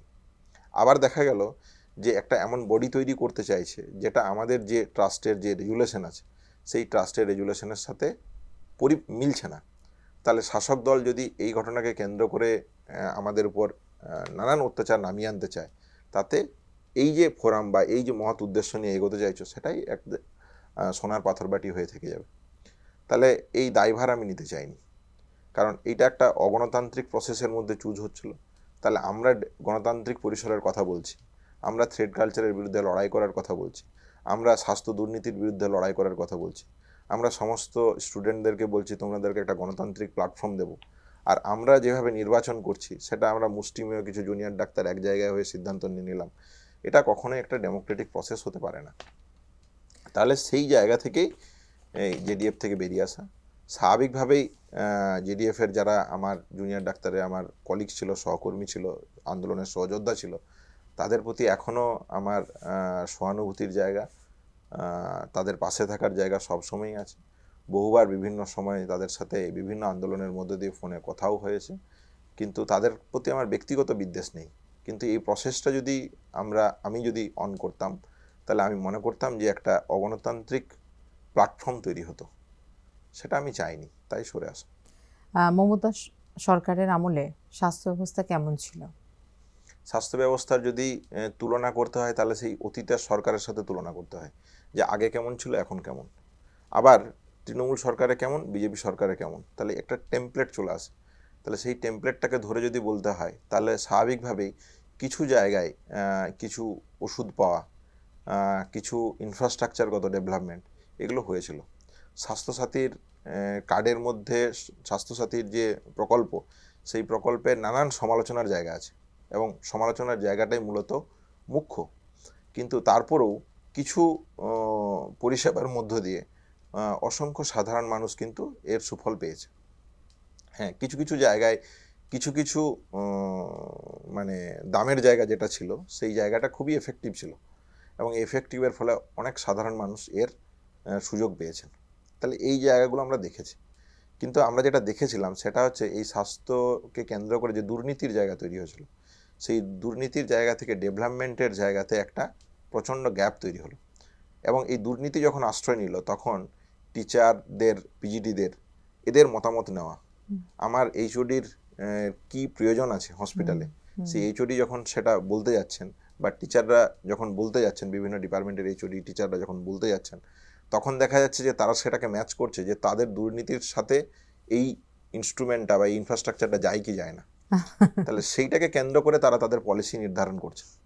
তাহলে এইটা একটা গ্যাপ তৈরি হতে শুরু করলো।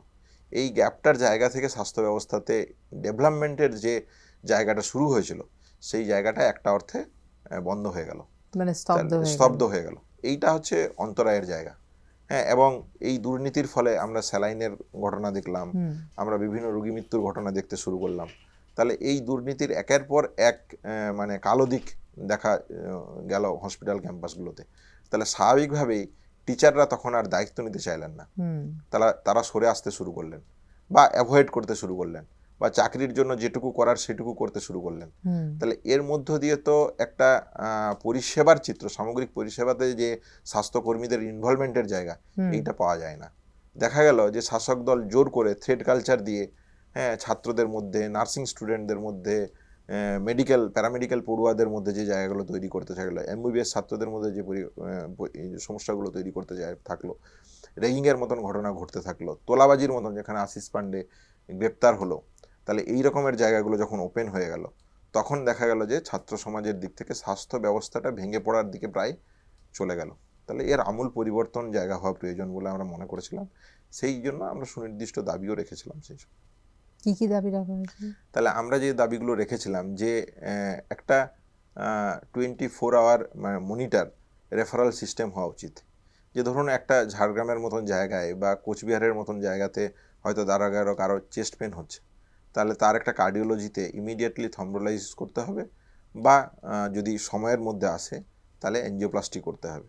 তাহলে এই সময়ের মধ্যে তাকে আমি সুনির্দিষ্ট জায়গায় যাতে পৌঁছাতে পারে তার ব্যবস্থা করে দেওয়া, এবং সেই যেখানে পৌঁছালে সে পরিষেবাটা পাবে সেটা সুনিশ্চিত করা প্রয়োজন। যদি ওই সময়ের মধ্যে না পৌঁছায়, তাহলে কিন্তু আমরা তার হার্টের যে পরিমাণ চেঞ্জ করতে পারতাম, সেই চেঞ্জটা করতে পারবো না। তাহলে এই জন্য একটা স্বচ্ছ রেফারাল সিস্টেম হওয়া দরকার। তাহলে এই রেফারাল সিস্টেমটা যদি আমরা না ডেভেলপ করতে পারি, তাহলে কিন্তু রোগী পরিষেবা আমরা দিতে পারবো না। আমরা কোভিডের সময় কিন্তু, এই সরকারের সময়, কোভিডের সময় এইরকম একটা রেফারাল সিস্টেম কিন্তু এই সরকারই ডেভেলপ করেছিল, কিন্তু সেটা শুধুমাত্র কোভিডকে বেস করেছিল। তাহলে আবার যখন আমি ব্রড ক্ষেত্রে করছি, সেখানে কিছু চেঞ্জেস লাগবে। তাহলে এই চেঞ্জেসটা যদি মাথা খাটিয়ে পরিশ্রম করে সমস্ত শিক্ষক সমাজে স্বাস্থ্যকর্মীদের হেল্প নিয়ে করা যেত, তাহলে স্বাস্থ্য ব্যবস্থার একটা আমূল পরিবর্তনের জায়গা থাকতো। দ্বিতীয়ত সেটা হচ্ছে ম্যান পাওয়ার। আমাদের স্বাস্থ্য ব্যবস্থার 3টে জিনিস আছে। একটা হচ্ছে ম্যান পাওয়ার, একটা হচ্ছে ইনফ্রাস্ট্রাকচার, একটা হচ্ছে ড্রাগ এবং ডেলিভারি। তাহলে ম্যান পাওয়ারের ক্ষেত্রে আমরা দেখলাম যে 2021 সাল 22 সালের পর আর রিক্রুটমেন্ট হচ্ছে না, জিডিএমওদের রিক্রুটমেন্ট হচ্ছে না, অ্যাসিস্ট্যান্ট প্রফেসরদের রিক্রুটমেন্ট হচ্ছে না, যেগুলোতে শিক্ষক চিকিৎসক লাগবে এমইএস এর হেলথ সার্ভিসের মধ্যে তাদের রিক্রুটমেন্ট হচ্ছে না, বন্ধ হয়ে যাচ্ছে। ডেন্টাল সার্জনদের ক্ষেত্রে 2014 থেকে 2024 আমরা যদি খেয়াল করে দেখি তাহলে 150 থেকে 200 রিক্রুটমেন্ট মাত্র হয়েছে। তাহলে যেখানে দেখা যাচ্ছে যে 11,000 12,000 চিকিৎসক পড়ে আছে, তাহলে রিক্রুটমেন্টের ম্যান পাওয়ারে একটা অশেষ ঘাটতি দেখা গেল। তাহলে আমি চাইলেও যে ম্যান পাওয়ার আছে এই ম্যান পাওয়ার নিয়ে আমি বিশাল কিছু করে দিতে পারবো না। এবার হলো যে ইনফ্রাস্ট্রাকচারগত ত্রুটির জায়গা। তাহলে এই ম্যান পাওয়ার, তাহলে আমাকে যখন রেফারেল সিস্টেম যদি আটকাতে হয়, তাহলে ছোট অপারেশনগুলো যেগুলো আছে সেগুলো যে মাল্টি স্পেশালিটি হসপিটালগুলো তৈরি করেছিলেন তৎকালীন সরকার, সেইগুলোতে ম্যান পাওয়ার দিয়ে ইনফ্রাস্ট্রাকচার ডেভেলপ করানো উচিত। তাহলে কিছু মেশিন গেল, কিন্তু ম্যান পাওয়ার যেহেতু গেল না, সেহেতু দেখা গেল যে সেই মেশিনগুলো চালানোর কেউ নেই। যেখানে ম্যান পাওয়ার গেল সেখানে দেখা গেল মেশিন নেই। তাহলে এই যে অপ্রতুলতা তৈরি হলো, এই অপ্রতুলতার সমস্যা তৈরি হলো। এবং এই দুর্নীতির ফলে ড্রাগ, তাহলে বিভিন্ন ওষুধে ভেজাল শুরু হলো, যার স্যালাইন কাণ্ড সামনে এসছে। বিভিন্ন ওষুধের, আমরা যারা কাজ করি দেখা যায় যে বিভিন্ন ওষুধের ক্ষেত্রে আমরা যতটা তার পার্শ্ব প্রতিক্রিয়া ভাবছি, হয় তার বেশি হচ্ছে বা তার কম হচ্ছে। তাহলে ড্রাগ ডোজিংয়ের বা ড্রাগের যে ইমপিউরিটির প্রশ্ন, এই প্রশ্নগুলো দেখা গেল। তাহলে এই তিনটে সমস্যাতেই যখন দেখা গেল, তখন আমরা এই তিনটে জায়গাতে একটা আমূল পরিবর্তন চেয়েছিলাম রেফারেল সিস্টেমকে কেন্দ্র করে। সেই দাবিগুলো পূরণ হয়েছে? সেই দাবিগুলোতে যদি দেখেন তাহলে আমাদের সেফটি সিকিউরিটি নিয়ে যে দাবিগুলো ছিল, সিসিটিভি বসানো, বিভিন্ন হসপিটালগুলো যেখানে অন্ধকার সেখানে লাইট দেওয়া, হ্যাঁ, রেস্ট রুমগুলো তৈরি করা, এইগুলো কিছুটা অর্থে কাজ সেই সময় শুরু হয়েছিল। কিন্তু আন্দোলন চলাকালীন শাসক কথা শুনে, আন্দোলন যেই স্তম্ভিত হয় শাসক তার আবার শাসকের মেজাজে ফিরে যায়। ফলে যতটুকু হয়েছিল ওই সময়ের মধ্যে যেটা যেটা হয়েছিল, প্যানিক বাটন তৈরি করা, এগুলো হয়েছিল। কিন্তু এইগুলোকে স্টাবলিশড করা, এগুলোকে আমাদের রক্ষণাবেক্ষণ করা এবং হচ্ছে যে আমাদের অ্যাডাপ্টেশন করে দেওয়া, যে এটাই আমাদের ইনফ্রাস্ট্রাকচারগত সিস্টেম। তাহলে একটা এই জায়গাটাকে ডেভেলপ করানো গেল না। এই ডেভেলপমেন্টের জায়গা এবং এই রেফারেল সিস্টেমকে কেন্দ্র করে এই যে আমূল পরিবর্তনের জন্য তিনটে জায়গায় কাজ করা প্রয়োজন, এইটার ডেভেলপমেন্টের জায়গাটা আর এলো না। এখন রাজ্যে পালাবদল হয়েছে, পূর্ণ স্বাস্থ্যমন্ত্রী পেয়েছে রাজ্য, এবং দেখা যাচ্ছে যে স্বাস্থ্যমন্ত্রী সারদাত মুখোপাধ্যায় তিনি যাচ্ছেন সরকারি হাসপাতালগুলিতে এবং সেখানে ভিজিট করছেন, স্বাস্থ্যকর্তাদের সঙ্গে তিনি বসছেন। তো কি মনে হচ্ছে যে স্বাস্থ্য ভবনে পুরনো যে রোগ এবার সেগুলো নির্মূল হবে? তাহলে দুটো জায়গা আমার মনে হয়, একটা হচ্ছে স্বচ্ছতা আনা উচিত, একটা হচ্ছে যে আমরা যা করতে চাইছি সেই ভিশনটা যেন স্বাস্থ্যের যারা স্ট্রাকচার তাদের কাছে যেন ক্লিয়ার হয়। Doctor, sister, paramedical, allied health সায়েন্সের যারা ছাত্রছাত্রী আছে, যারা কাজ করছে দিনের পর দিন, গ্রুপ ডি স্টাফ আছে, এই সমস্যা নিয়েই তো হেলথ সিস্টেম, এই হেলথ ওয়ার্কার। তাহলে এই হেলথ ওয়ার্কারদের কাছে যেন সরকারের দৃষ্টিভঙ্গিটা খুব পরিষ্কার থাকে, যে আমি তোমাদেরকে নিয়ে এই চাইছি। সেটা কিছুটা খারাপ হতে পারে, ভালো হতে পারে, যাই হোক না কেন সেটা যেন পরিষ্কার থাকে। এই পরিষ্কার ভিশনটা এখনো দেখা যাচ্ছে না।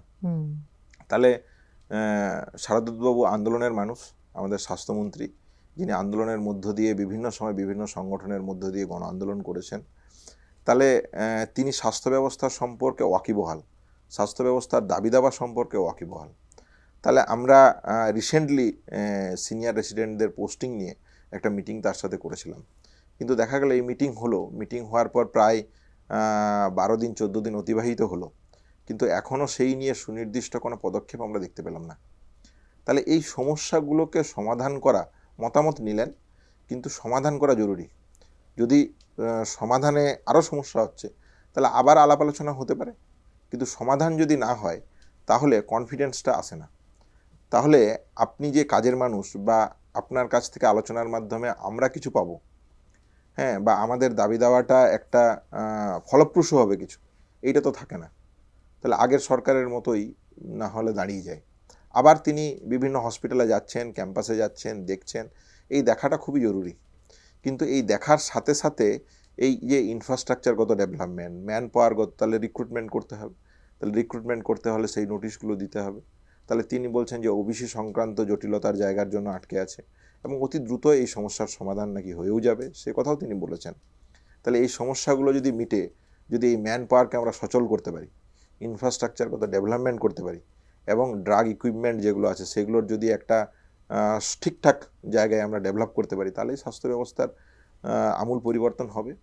কিন্তু সবে 2.5 মাস হয়েছে, স্বাস্থ্য একটা বিপুল মানে জায়গা, একেবারে তাহলে সেটাকে তিনি কিভাবে ম্যানেজ করেন, কীভাবে, তার জন্য আমাদের গঠনমূলক আলোচনা থাকবে, গঠনমূলক সমালোচনাও থাকবে। তাহলে সবটা মিলে আমরা চাই পশ্চিমবাংলার স্বাস্থ্য ব্যবস্থায় একটা আমূল পরিবর্তন হোক। হাসপাতাল চত্বরে দালাল ও সিন্ডিকেট রাজ বন্ধ করতে শুভেন্দু সরকার উদ্যোগ গ্রহণ করেছে। সিন্ডিকেট রাজকে সমূলে উৎপাত করা যাবে বলে মনে করছেন? হ্যাঁ, নিঃসন্দেহে সমূলে উৎপাদন করা যাবে। আমি যখন এসএসকেএমে জুনিয়র ডাক্তার ছিলাম, তাহলে এসএসকেএমে দালাল রাজের একটা সংগঠিত চক্র চলতো। তাহলে সেখানেই আমরা সুনির্দিষ্টভাবে পরিকল্পনা করে বলেছিলাম যে এইভাবে সরকারের আগানো উচিত, এবং এসএসকেএমের অথরিটি পুরোটা না হলেও সেটাকে একটা অর্থে রেগুলেট করেছিল, এবং এই রেগুলেশনের মধ্য দিয়ে কিছুটা অর্থে দালাল রাজ বন্ধ করা গেছিল। তাহলে সরকার যদি সদিচ্ছা গ্রহণ করে তাহলে এই কাজ করা সম্ভব। এই কাজ কখনোই অবাস্তব কাজের মধ্যে পড়ে না। কিন্তু যে জায়গাটাকে আমাদের খেয়াল রাখা উচিত, অত্যন্ত মানে এই কথাগুলো অত্যন্ত হার্শ এবং মানে এই কথাগুলোর এসপার ওসপার হয়ে যায়, সেটা হচ্ছে যে আপনারা যদি গ্রুপ ডি স্টাফ দেখেন, জিডি স্টাফ দেখেন বা অস্থায়ী কর্মী দেখেন, তাদের মাইনে হচ্ছে 8,000 টাকা। হ্যাঁ, তাহলে 8,000 টাকায় একজন ব্যক্তি সে সপ্তাহে 6 দিন ডিউটি করছে। তাহলে তার পরিবার চালানোর জায়গা, কর্মসংস্থানের জায়গা একটা নানান সংকটের মধ্যে পড়ছে। তাহলে এই সংকটের জায়গা থেকে সে দালাল রাজের দিকে যাচ্ছে। তাহলে আবার বলবেন যে অনিকেতবাবু আপনি দালাল রাজকে সমর্থন করছেন বলে মনে হচ্ছে। হ্যাঁ, তাহলে 8,000 টাকা আছেও একটু যদি বিভিন্ন লোকের কাছ থেকে টাকা নেয় তাহলে কি খারাপ হচ্ছে? হ্যাঁ, তাহলে এইটা তো সলিউশন নয়, এটা কখনোই পথ নয়। তাহলে অস্থায়ী কর্মীদের দিক থেকে যেমন এইগুলো করা, মানে অস্থায়ী কর্মীরা এটা করছে এটাও আবার নয়।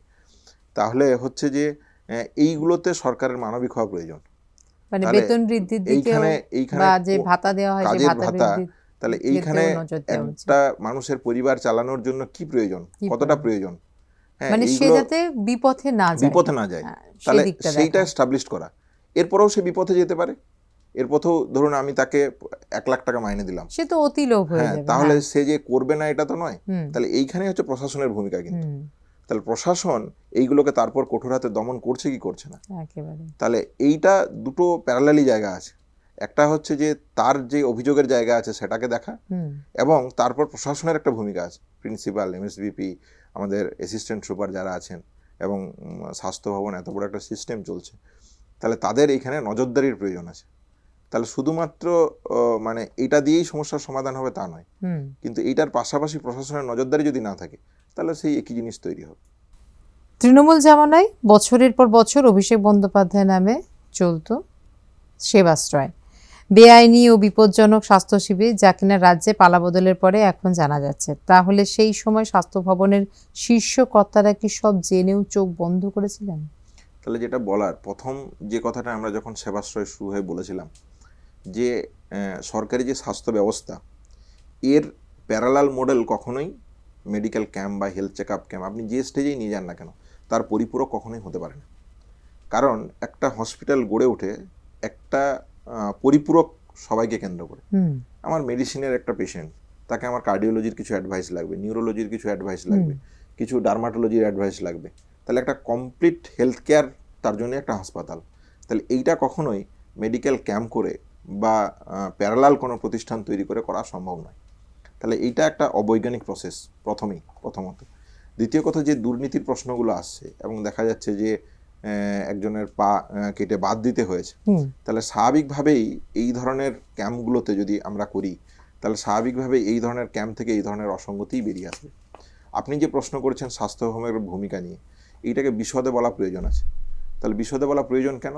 আমরা অভয় আন্দোলনের সময়ই বলেছিলাম যে প্রিন্সিপাল সেক্রেটারির পদত্যাগ আমরা দাবি করছি, কারণ আমরা দেখেছি যে প্রিন্সিপাল সেক্রেটারি কী ধরনের কাজকর্ম করেছেন স্বাস্থ্য দুর্নীতি নিয়ে।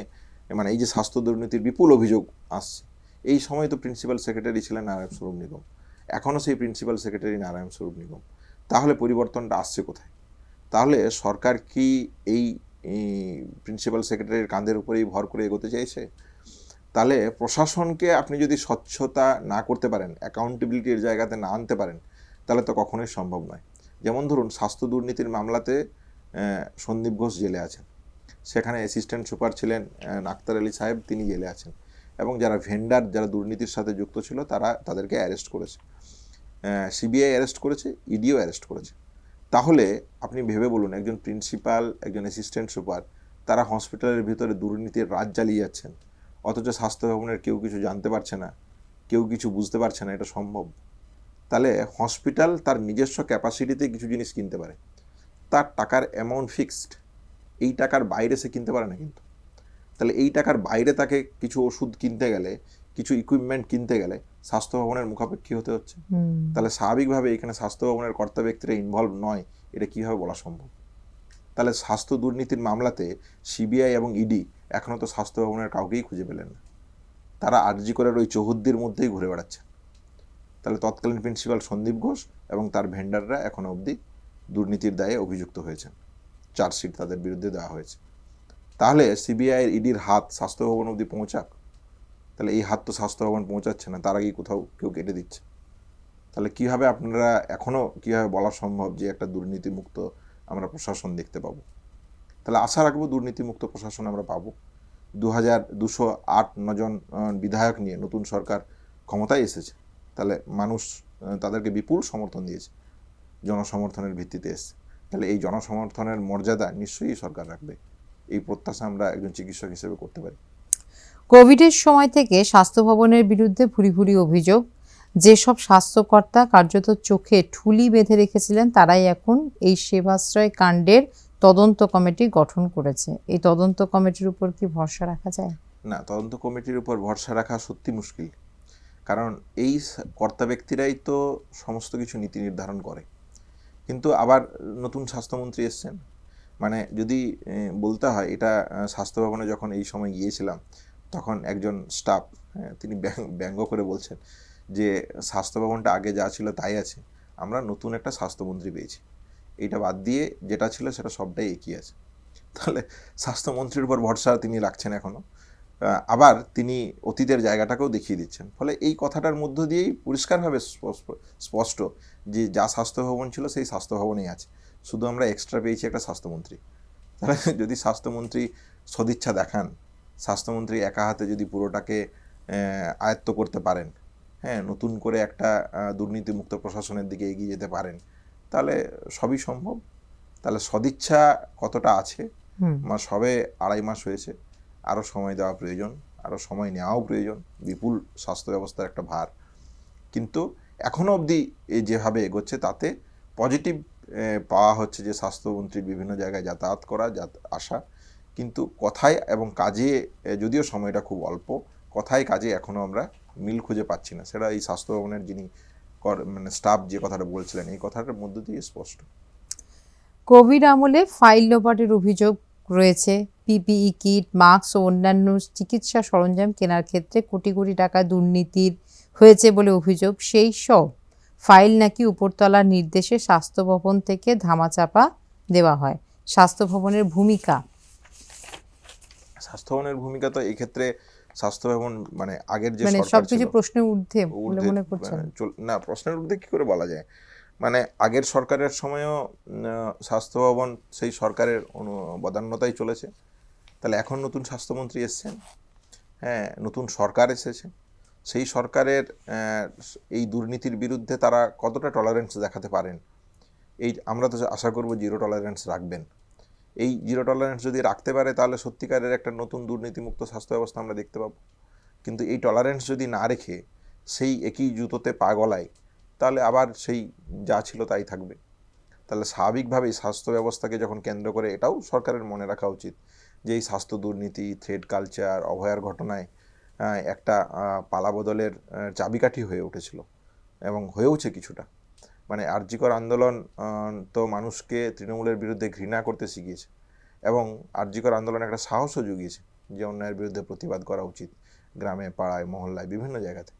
তাহলে স্বাভাবিকভাবেই যদি সেই জুতোতেই আবার এই সরকার পাগলায়, তাহলে এটা বোকামি হবে বলে আমি মনে করি। তাহলে মানুষ ম্যান্ডেট দিয়েছে, মানুষের প্রয়োজনে স্বচ্ছ দুর্নীতিমুক্ত প্রশাসনের দিকে স্বাস্থ্য ভবনের বর্তমান সরকারের এগোনো উচিত বলে চিকিৎসক হিসেবে আমি মনে করি। সালে ওয়েস্ট বেঙ্গল মেডিকেল কাউন্সিল নির্বাচনে নজিরবিহীন জালিয়াতি হয় বলে অভিযোগ ওঠে। সরকারি ক্ষমতার অপব্যবহারের বিরুদ্ধে যেসব চিকিৎসক সরব হন, স্বাস্থ্য ভবন তাদের শাস্তিমূলকভাবে দূর দূরান্তে বদলি করে দেয় বলেও অভিযোগ ওঠে। এও তো সেই ঘুরে ফিরে শীর্ষ স্বাস্থ্যকর্তাদের দিকেই আঙুল তুলছে। হ্যাঁ, তাই তো? এগুলো তো মানে যদি বিগত সরকার দেখেন, তাহলে বিগত সরকার তো চিকিৎসকদের একটা অর্থে কন্ট্রোল করতে চেয়েছিল, এবং একটা কন্ট্রোল করে তারা পরিষ্কারভাবে মানে চিকিৎসকদের করায়ত্ত করতে চেয়েছিল, এবং স্বাস্থ্যকে কেন্দ্র করে যতগুলো প্রতিষ্ঠান আছে সেই প্রতিষ্ঠানগুলোতে তারা সরাসরি থ্রেড কালচারকে একটা সুপ্রতিষ্ঠিত করতে পেরেছিল। তাই তো তাদের অডাসিটি এতটা। হ্যাঁ, তাহলে অভয়ার মতন ঘটনা ঘটছে, সেখানে দেখা যাচ্ছে এই দেখুন ওয়েস্ট বেঙ্গল মেডিকেল কাউন্সিলের কর্তা ব্যক্তিরা পৌঁছে যাচ্ছেন, স্বাস্থ্য ভবনের কর্তা ব্যক্তিরা পৌঁছে যাচ্ছেন, শাসক দলের চিকিৎসক নেতারা পৌঁছে যাচ্ছেন। তাহলে এটা কি ইন্ডিকেট করে যে চলো এবার ব্যাপারটাকে একটা ম্যানেজ করা যাক। তাহলে এই ম্যানেজ করতেই তারা এসেছিলেন, এই ম্যানেজেই তারা দিনের পর দিন করে গেছেন। তাহলে বিভিন্ন জায়গায় তারা যখন এই সরকারের বিরুদ্ধে যারা প্রতিবাদ করেছেন তাদের বিরুদ্ধেই তারা জনরোষ নামিয়ে এনেছেন, যেটা আপনার ক্ষেত্রেও হয়েছে। যেটা আমার ক্ষেত্রেও এই ঘটনা ঘটেছে, আশফাকের ক্ষেত্রেও এই ঘটনা ঘটেছে। তাহলে এর বিরুদ্ধেই তো মানুষ জনমত দিয়েছে, ভোট দিয়েছে। নতুন সরকার কি করে সেটাই এখন দেখার। নতুন সরকারের আমলে তো আপনি রিলিজ লেটার পেয়েছেন, মানে কিছুটা হলেও কি স্বস্তি এতে যে নতুন সরকার চিকিৎসকদের কথা ভাববে, প্রতিবাদী হলে সে শাস্তি পাবে না? আমার রিলিজ যদি বলেন তাহলে হচ্ছে যে একটা স্বস্তি, আমার চিকিৎসক জীবনের ক্ষেত্রে স্বস্তি। কিন্তু এর থেকেও বড় যেটা, সেটা হচ্ছে যে অভয়ার বিচার হওয়া প্রয়োজন। হ্যাঁ, স্বাস্থ্য ব্যবস্থার যে আমূল পরিবর্তনের কথা আমরা বারবার বলেছিলাম, সে আমূল পরিবর্তন হওয়া প্রয়োজন। চিকিৎসকদের ট্রান্সফার পলিসি নিয়ে সুনির্দিষ্ট গাইডলাইন হওয়া উচিত, সিনিয়র রেসিডেন্টদের পোস্টিং নিয়ে সুনির্দিষ্ট গাইডলাইন হওয়া উচিত। এই দাবিগুলোকে, এই প্রসেসগুলোকে যদি স্বচ্ছতা নিরপেক্ষতা রাখে, তাহলে অনিকেত মাহাতো এখানে কোনো সমস্যা না। তাহলে আমার মতন যেই করুক না কেন, সে যদি একটা স্বচ্ছ প্রসেস থাকে, সেই প্রসেসের মধ্যে দিয়ে এগোতে পারবে। তাহলে এই স্বচ্ছতাটাকে আনা খুব প্রয়োজন আছে। এই প্রয়োজনটাকে যদি এই সরকার অ্যাডপ্ট করে, তাহলে অনিকেত মাহাতো কেন বা ডব্লিউবিএমসির মধ্য দিয়ে ইলেকশনে প্রতিবাদ করার জন্য যাদের ট্রান্সফার বলুন, সবটাই একটা নিয়মের মধ্যে আসবে, রেগুলারাইজেশনের মধ্যে আসবে। এই নিয়ম রেগুলারাইজেশনের মধ্যে যদি না আসে, তাহলে কিন্তু এই ধরনের সমস্যা যেমন চলছিল সেই সমস্যাটাই বিদ্যমান থাকবে। নিট ইউজি যার প্রশ্ন ফাঁস নিয়ে তোলপাড় এখন, একাধিক দাবি, কেন্দ্রীয় শিক্ষামন্ত্রীর পদত্যাগের দাবি, এবং পাশাপাশি দেখা যাচ্ছে যে সোনাম ওয়াংচুক তিনিও অনশনে বসেছিলেন, সেই আজ রাজ্যেও পড়েছে, কলকাতাতেও দেখা গেল যে আন্দোলনে সামিল হয়েছিলেন। তো এই যে ককরোচ জনতা পার্টি, তারা নিটের প্রশ্ন ফাঁস নিয়ে যেভাবে আন্দোলনে সামিল হয়েছেন, কিভাবে দেখবেন? নিট ইউজির প্রশ্ন ফাঁস একটা সত্যিই বড় সমস্যা, এবং শুধুমাত্র যে একবার এই ঘটনা ঘটছে তা নয়, বিগত বছরগুলোতেও বিভিন্ন সময় বিভিন্ন রকমভাবে এই প্রশ্ন ফাঁস চলছে। তাহলে এই প্রশ্ন ফাঁসেরটাকে যদি আমরা ঢিলে ঢালা প্রসেসের মধ্যে রাখি, তাহলে যেটা সমস্যা হবে, এর থ্রু দিয়ে যারা চিকিৎসক হবে তার মধ্য দিয়ে যে আমাদের হেলথ কেয়ার সিস্টেম গড়ে উঠবে, সেটা একটা বিপজ্জনক পরিস্থিতির সম্মুখীন হবে। তাহলে স্বাভাবিকভাবে এটাকে কখনোই সমর্থন করা যায় না। তাহলে এখান থেকে ছাত্রছাত্রীদের যে দাবি এনটিএকে বাতিল করা, তাহলে এনটিএকে দেখা যাচ্ছে যে বিগত 10 বছরে প্রায় 150-160টার কাছাকাছি পেপার লিকের ঘটনা ঘটেছে। তাহলে এনটিএ তো স্বাভাবিকভাবেই একটা তাদের যে অ্যাকাউন্টেবিলিটির প্রশ্ন, সেইটা রক্ষা করতে পারেনি। তাহলে এটা তো বাতিল করাই উচিত। এর পাশাপাশি হচ্ছে, যদি আপনারা দেখেন নিট ইউজির ক্ষেত্রে 2024 সালে যখন বিহারের জায়গা থেকে প্রশ্ন লিক হয়, বিহার পুলিশ তদন্ত করে দেখায় যে হ্যাঁ লিক হয়েছে, সে বছর এক্সাম ক্যান্সেল হয়নি, কিন্তু রেজাল্ট বেরিয়েছে, চিহ্নিত করা গেছে, এগুলো হয়েছে। হওয়ার পর চার্জশিট দিয়েছে সিবিআই, 5টা চার্জশিট দিয়েছে। চার্জশিট পাওয়ার পর মূল অভিযুক্ত যে, সে আবার বেকসুর খালাস পেয়ে যাচ্ছে। আবার এই যে প্রশ্ন ফাঁস হলো মে মাসে, যদিও খুব কম সময়, সিবিআইয়ের চার্জশিট দেওয়ার এখনও সময় আছে, কিন্তু সিবিআই তো এখনও অবধি কারা অভিযুক্ত এটা স্টাবলিশড করতে পারছে না। তাহলে কিছু জনকে তারা গ্রেপ্তার করেছে শুধুমাত্র, তাহলে স্টাবলিশড করার জায়গাতেও এখনও অবধি আসতে পারছে না। তাহলে ছাত্ররা কীভাবে ভরসা করবে? সেই জায়গা থেকে ছাত্ররা অ্যাকাউন্টেবিলিটির প্রশ্নে শিক্ষামন্ত্রী ধর্মেন্দ্র প্রধানের পদত্যাগ চাইছেন। তাহলে স্বাভাবিকভাবে এই দাবিকে আমি ব্যক্তিগতভাবে সমর্থন করি, এবং আমি মনে করি যে শিক্ষামন্ত্রী ধর্মেন্দ্র প্রধানের পদত্যাগ করা উচিত। এটা একটা সরকারের ব্যক্তিগত ইগোর জায়গাতে রাখা উচিত নয়। বৃহত্তর ছাত্র সমাজের কথা ভেবে, দুর্নীতির কথা ভেবে এই জায়গাটাকে অ্যাকসেপ্ট করা উচিত বলে মনে করি। পাশাপাশি যে আলোচনা যেটা হওয়া উচিত ছিল সেটা হচ্ছে এই যে এতক্ষণ আমরা যেটা আলোচনা করলাম যে মেডিকেল এডুকেশনের ক্রাইসিস, তাহলে এই ক্রাইসিসকে আমরা কীভাবে মেটাতে পারবো? ডাক্তার সমাজের সাথে যে গ্যাপ, সেই গ্যাপ আমরা কীভাবে মেটাতে পারবো? এই যে শিক্ষক আন্দোলনের মধ্য দিয়ে আমরা দেখলাম যে শিক্ষকের নিয়োগ করানো প্রয়োজন, পাস ফেলের ক্ষেত্রে সুনির্দিষ্ট প্রসেস আনা প্রয়োজন। আবার যদি আমরা দেখি তাহলে স্কুল শিক্ষাকে আমরা কিভাবে ডেভেলপ করব, কি সিলেবাস পড়ালে আমাদের ছাত্রছাত্রীরা আরও বেশি মানবিক হবে, নৈতিকতার মূল্যবোধে মানে তুষ্ট হয়ে উঠে আসবে, এই ধরনের মানুষ তো আমরা চাইবো। তাহলে আমরা চাইবো যে ম্যান মেকিং ক্যারেক্টার বিল্ডিং, তাহলে মানুষ একটা চরিত্র, তার মানুষের মনুষ্যত্বের পরিচয় হোক, মানুষের পরিচয় হোক, স্বামী বিবেকানন্দের যে কথা, তাহলে এইটা তো আমরা চাইবো। তাহলে এইগুলো নিয়ে আলাপ আলোচনা হোক। তাহলে আলাপ আলোচনাটা যদি হয় যে ধর্মেন্দ্র প্রধানের পদত্যাগ করা উচিত কি উচিত না, এইটা তো অ্যাকাউন্টেবিলিটির প্রশ্ন থেকে করাই উচিত। কিন্তু সরকার আমার মনে হয় যে তার পরের প্রশ্নগুলোতে আসুক, যে শিক্ষা ব্যবস্থার যে বিপুল গ্যাপ আছে, সেটা মেডিকেল, নন মেডিকেল সবটা মিলিয়ে বলছি, সবকিছুর ক্ষেত্রে এইটা আলোচনার উচ্চ শিক্ষা, প্রাইমারি এডুকেশন, আবার প্রাইমারি সব জায়গাতে আছে। তাহলে এইটা আলোচনার বিষয়বস্তু হওয়া উচিত। এইটা নিয়ে কেন্দ্রীয় সরকার মতামত চাক, সমস্ত ছাত্র সংগঠনের মতামত চাক, শিক্ষাবিদদের মতামত চাক, অধ্যাপকদের মতামত চাক, বিভিন্ন ইউনিভার্সিটিগুলোতে যারা ভাইস প্রিন্সিপাল আছেন তাদের মতামত চাক, যে আমাদের শিক্ষা ব্যবস্থা যেন একটা উৎকর্ষের কেন্দ্রে পৌঁছাতে পারে। তাহলে আমরা কেন ধীরে ধীরে ধীরে ধীরে ধ্বংসের মুখোমুখি পৌঁছে যাচ্ছি? দেখা যাচ্ছে যে মানে নন মেডিকেল যে কলেজগুলো আছে সেই কলেজগুলোতে সিট ভর্তি হতেই চাইছে না। তাহলে মানে আবার মানে কর্মসংস্থানের জায়গা কতটা? তাহলে কারিগরি শিক্ষাকে আমরা কিভাবে অ্যাডপ্ট করব? সেখানে কিছুটা হাতের কাজ শিখলে কিছু কর্মসংস্থান পাওয়া যাচ্ছে, তাহলে আমরা এইগুলোকে কিভাবে দেখব? তাহলে সেখানেও একটা টাইমের পর স্যাচুরেটেড হয়ে যাচ্ছে। তাহলে আমরা আমাদের ছাত্রছাত্রীদের ভবিষ্যৎটা কেমন হবে, আমাদের শিক্ষা ব্যবস্থাগুলো কেমন হওয়া উচিত, এই সন্ধিক্ষণে আজকে এআই এত বড় ডেভেলপমেন্ট করছে প্রযুক্তির ক্ষেত্রে। তাহলে এই প্রযুক্তিকে ব্যবহার করে বা প্রযুক্তির কোন পার্টটার সহযোগিতা নিয়ে আমাদের শিক্ষা ব্যবস্থার আমূল পরিবর্তন আনতে পারি, এগুলো নিয়ে আলোচনা হওয়া উচিত বলে আমার মনে হয়। এই যে নিট ইউজি নিয়ে যে আন্দোলন দেশব্যাপী হচ্ছে, কলকাতাতেও সেই আন্দোলন হলো, আপনি নিজেও গেছিলেন। কলকাতায় যে ঘটনাটি ঘটলো, অর্থাৎ এই যে আক্রমণাত্মক একটা মনোভাব এক শ্রেণীর, মানে এক অংশ আন্দোলনকারী যারা, তাদের মধ্যে আক্রমণাত্মক মনোভাব দেখা গেল। তারা মারধরের উপর তারা করলো মারধর, সাংবাদিকদের উপরে তারা আক্রমণ করলো। কি বলবেন এই ঘটনাকে কেন্দ্র করে? যেটা হচ্ছে যে কালকের মিছিলে শেষের দিকে আমি এসেছিলাম, আমিও দেখেছি এই ঘটনা। সাংবাদিকদের উপর যে আক্রমণ, সেই আক্রমণের প্রসঙ্গে বলতে চাই যে অভয়ার আন্দোলনের সময় এই সাংবাদিকদের সাথে দিনের পর দিন, রাতের পর রাত আমরা থেকেছি। তাহলে হাউসের যে বাধ্যবাধকতার জায়গা থাকে, সাংবাদিকদের সাংবাদিকতার একটা দেখার চোখ থাকে, তারা সব কিছুকে খুঁটিয়ে দেখতে চায় যে তোমরা এই ডিসিশনটা নিচ্ছ কেন, এই পদক্ষেপ নিচ্ছ কেন। এই সামগ্রিকটাকে কেন্দ্র করে তাদের রিপোর্টিং আমরা অভয়ার ঘটনার ক্ষেত্রে দেখেছি, আমি নিজে দেখেছি। তাহলে স্বাভাবিকভাবেই তাদের উপর এই ধরনের আক্রমণ কখনোই সমর্থনযোগ্য নয়।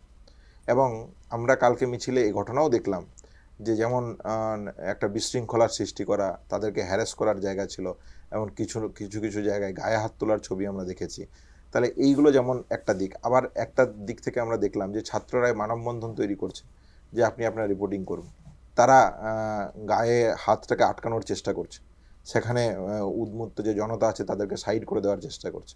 তাহলে এটাও আমরা দেখেছি। তাহলে কখনোই এটাকে সমর্থন করা যায় না। আবার যাদের ডাকে এই মিছিলের আহ্বান, তারাও সুনির্দিষ্টভাবে বক্তব্য করে সাংবাদিকদের কাছে ক্ষমা চেয়েছে, এবং এই ধরনের আচরণকে কীভাবে কন্ট্রোল করা যায় সেগুলো তাদের দিক থেকে ভাবা উচিত, যে এই ধরনের মিছিলের ক্ষেত্রে আমরা কি ধরনের প্রতিবন্ধকতা রাখবো, কি ধরনের প্রতিরোধের জন্য, এই ধরনের প্রতিরোধের জন্য কি ব্যবস্থা করব। তাহলে বিভিন্ন বিচ্ছিন্ন কিছু মানুষজন এই মিছিলের মধ্যে ঢুকে এই ধরনের বিশৃঙ্খলা সৃষ্টি করছে। তাহলে সেইগুলোকে আমরা একটা মিছিলের মধ্যে, যারা মিছিলের আহ্বান ডাকছে, তারা কীভাবে এইগুলোকে ম্যানেজ করবে, পরিকল্পনা করবে, এগুলো নিয়ে তাদের সুনির্দিষ্ট পরিকল্পনা করা উচিত বলে আমার মনে হয়। এইগুলো হলে এই ধরনের সমস্যাগুলোকে অ্যাভয়েড করা সম্ভব। নিট ইউজি আর আগে হতো রাজ্য জয়েন্ট এবং তার মধ্যে মেডিকেলের প্রবেশিকা। তো আপনি যেটা মেডিকেলের প্রবেশিকা দিয়েছিলেন, আপনি কোনটার পক্ষে কি বলবেন? আমার যদি বলেন তাহলে আমি শুরুর West Bengal junior West Bengal যে জয়েন্ট এন্ট্রান্স পরীক্ষা ছিল এর পক্ষে। কেন? পক্ষে এই জন্য পক্ষে যে যদি আপনি খেয়াল করে দেখেন নিট ইউজির পর কোচিং বেসড যে এডুকেশন সিস্টেম, এই এডুকেশন সিস্টেমটাই মূল চালিকা শক্তি হয়ে উঠেছে এই প্রবেশিকা পরীক্ষাগুলোকে ক্র্যাক করার জন্য। ফলে যে ছাত্রছাত্রীরা প্রান্তিক জায়গাগুলো থেকে আসে, গ্রামে গঞ্জের থেকে বিভিন্ন স্কুল থেকে পড়ে তারা আসে, তাদের ক্ষেত্রে এই জায়গাটাকে অ্যাচিভ করা খুব কষ্টসাধ্য হয়। যেমন আমি দেখেছি যে আমি যেহেতু পেয়েছি, তাহলে আমি চিকিৎসক হিসেবে আমার গ্রামের আশেপাশের মানুষ তারা চেনে আমাকে, তাহলে তাদের সাথে যখন কথা বলি তাদের মনের মধ্যে এটাই আছে যে ওই কোচিং সেন্টারের ফিজটা যদি আমি জোগাড় করতে পারি তাহলেই আমি নিটটা ক্র্যাক করতে পারবো। তাহলে এই যে অর্থের প্রশ্নটা, এই প্রশ্নটা একটা প্রাসঙ্গিক প্রশ্ন হয়ে থাকে। একেবারে। এইটা ওয়েস্ট বেঙ্গল জয়েন্ট যখন আমরা দিয়েছিলাম, আমিও নিজেও দিয়েছিলাম, তাহলে হচ্ছে যে তখন ক্ষেত্রে এই কোচিং বেসড পড়াশোনাগুলোর জন্য এই সমস্যাটা এতটা টাফ ছিল না। এটা বিভিন্ন কলেজের শিক্ষকদের কাছে এবং কি স্কুল শিক্ষার মধ্য দিয়েও পড়েও অনেকে চান্স পেয়েছে। কিন্তু এখন যেটা হয় না, এখন এই জায়গাটাকে মানে এখন একটা টাফ হয়ে গেছে, 99% বন্ধ হয়ে গেছে। তাহলে 99% ছাত্রদের মানসিকতার মধ্যে এসছে যে আমাকে যদি নিট ইউজি দিয়ে মেডিকেল ছাত্রের মেডিকেল কলেজগুলোতে ভর্তি হতে হয় তাহলে আমাকে কোনো না কোচিংয়ে ভর্তি হতেই হবে। তাহলে আমি কোন কোচিংয়ে গেলে এই সুযোগটা সবচেয়ে বেটার পাবো, এইটা এখন আলোচনার বিষয়বস্তু। মানে সেখানে একটা অর্থের খেলা শুরু হয়ে গেছে। থাকছে। তাহলে আমাদের শিক্ষা ব্যবস্থার মধ্যে অর্থের প্রশ্ন যদি থাকে তাহলে তো মেধার প্রশ্নটা কিছুটা কমে আসে একেবারে, মানে সেকেন্ড চলে যায় মেধা আর ফার্স্ট হয়ে অর্থ। এখানেও যারা করছে তাদের কি মেধা নেই? তাহলে তারা যথেষ্ট মেধাবী ছাত্রছাত্রী, কিন্তু মেধার প্রশ্নটা হয়ে গেল তখন সেকেন্ডারি। এইটাকে প্রাইমারি রেখে আমরা স্বাস্থ্য ব্যবস্থার কিভাবে, এই শিক্ষা ব্যবস্থার কিভাবে পরিবর্তন করতে পারি, এটা নিয়ে আমাদের চিন্তা ভাবনা করা প্রয়োজন। সরকারের এইগুলো নিয়ে ভাবা প্রয়োজন বলে আমার মনে হয়। এই যে কথাটা যে মেধাটা সেকেন্ডারি হয়ে গেল আর ফার্স্ট প্রায়োরিটি পেয়ে যাচ্ছে অর্থ, এখান থেকে কি মনে হচ্ছে যে কোনো ডাক্তার তার ফিজটাকে বাড়িয়ে দিচ্ছে? তার কারণ হচ্ছে সেও তো টাকার বিনিময়, মানে টাকা দিয়ে তাকে পড়াশোনাটা করতে হয়েছে, তাকে প্রিপারেশন নিতে হয়েছে, লাখ লাখ টাকা তার জন্য তার বাবা মাকে খরচ করতে হয়েছে। তো তার মধ্যে একটা মানবিকতার ভাবটা কিন্তু কমে যাচ্ছে, মানে টাকাটা ফার্স্ট প্রায়োরিটি হয়ে যাচ্ছে, সেকেন্ড প্রায়োরিটি হয়ে যাচ্ছে চিকিৎসাটা। এবং যখন মনে হয় যে মানে এই ধরনের ঘটনা সামনে আসে, দেখেন আপনি, খারাপ লাগে কি? না, নিঃসন্দেহে তো এটা খারাপ লাগার একটা জায়গায়। তাহলে আমরা এটাকেও কিছুটা অর্থে মেকআপ করতে পারতাম যদি আমরা এই মেডিকেল এথিক্সের চর্চাটা, ইমপ্যাথির চর্চাটা, ডাক্তার আর সমাজের মধ্যে একটা মেলবন্ধনের চেষ্টা আমরা করতে পারতাম। কিন্তু এই চেষ্টাটা যখন আরও ধ্বংসের, মানে আরও ডিক্লাইন হয়ে যাচ্ছে, তখন যেটা দেখা যাচ্ছে যে এই প্রশ্নটাই মূলত সামনে চলে আসছে। তাহলে যখন এই প্রশ্নটা মূলত সামনে চলে আসে, স্বাভাবিকভাবেই এটা তো একজন চিকিৎসক হিসেবে প্রাইমারি বিষয় অর্থ কখনোই হওয়া উচিত নয়। তাহলে যদি আপনারা খেয়াল করে দেখেন যে মানে যদি বলেন যে কেন উচিত নয়, তাহলে উচিত নয় এই জন্যই উচিত নয়, আমরা যে মেডিকেল সায়েন্সটাকে পড়ছি বা রপ্ত করছি বা শিখছি, এই মেডিকেল সায়েন্স কিন্তু একদিনে তৈরি হয়নি। তাহলে এইখানে প্রচুর মানুষের চোখের জল আছে, প্রচুর মানুষের মানে মৃত্যু লুকিয়ে আছে, প্রচুর মানুষের রক্তের মধ্য দিয়ে মেডিকেল সায়েন্সের জন্ম হয়েছে। তাহলে যখন দেখা যাচ্ছে যে ইউরোপে এর কিছুটা ডেভেলপমেন্ট হচ্ছে, তখন বলছে heart act as a pump. তাহলে হার্ট যদি নিজের মতন করে পাম্প করতে পারে তাহলে সে নিজেই পাম্প করছে। তাহলে খ্রিস্ট ধর্ম বলছে, বাইবেল বলছে আবার যে সব কিছু তো ঈশ্বর নিয়ন্ত্রণ করছে। তাহলে খ্রিস্ট ধর্মের চিন্তার সাথে এই চিন্তাটা মিলছে না। তাহলে তখন চার্চ ইয়ের উপর শাস্তি দিলেন এবং প্রকাশ্য দিবালোকে তাকে পুড়িয়ে মারলেন। কিন্তু আজকে তার সেদিন যদি তিনি মেনে নিতেন তাহলে মেডিকেল সায়েন্স পিছিয়ে যেত। তাহলে মেডিকেল সায়েন্স এগেছে, এরকম অসংখ্য মানুষ আছে। তাহলে এই অসংখ্য মানুষের অবদানের জন্য আজকে এই মেডিকেল সায়েন্সের এই এত কিছু ডেভেলপমেন্টের জায়গায় আমরা পৌঁছাতে পেরেছি। তাহলে সেদিনের মানুষগুলোর যে লড়াই, সেই লড়াইয়ের ফসল আজ আমি পাচ্ছি।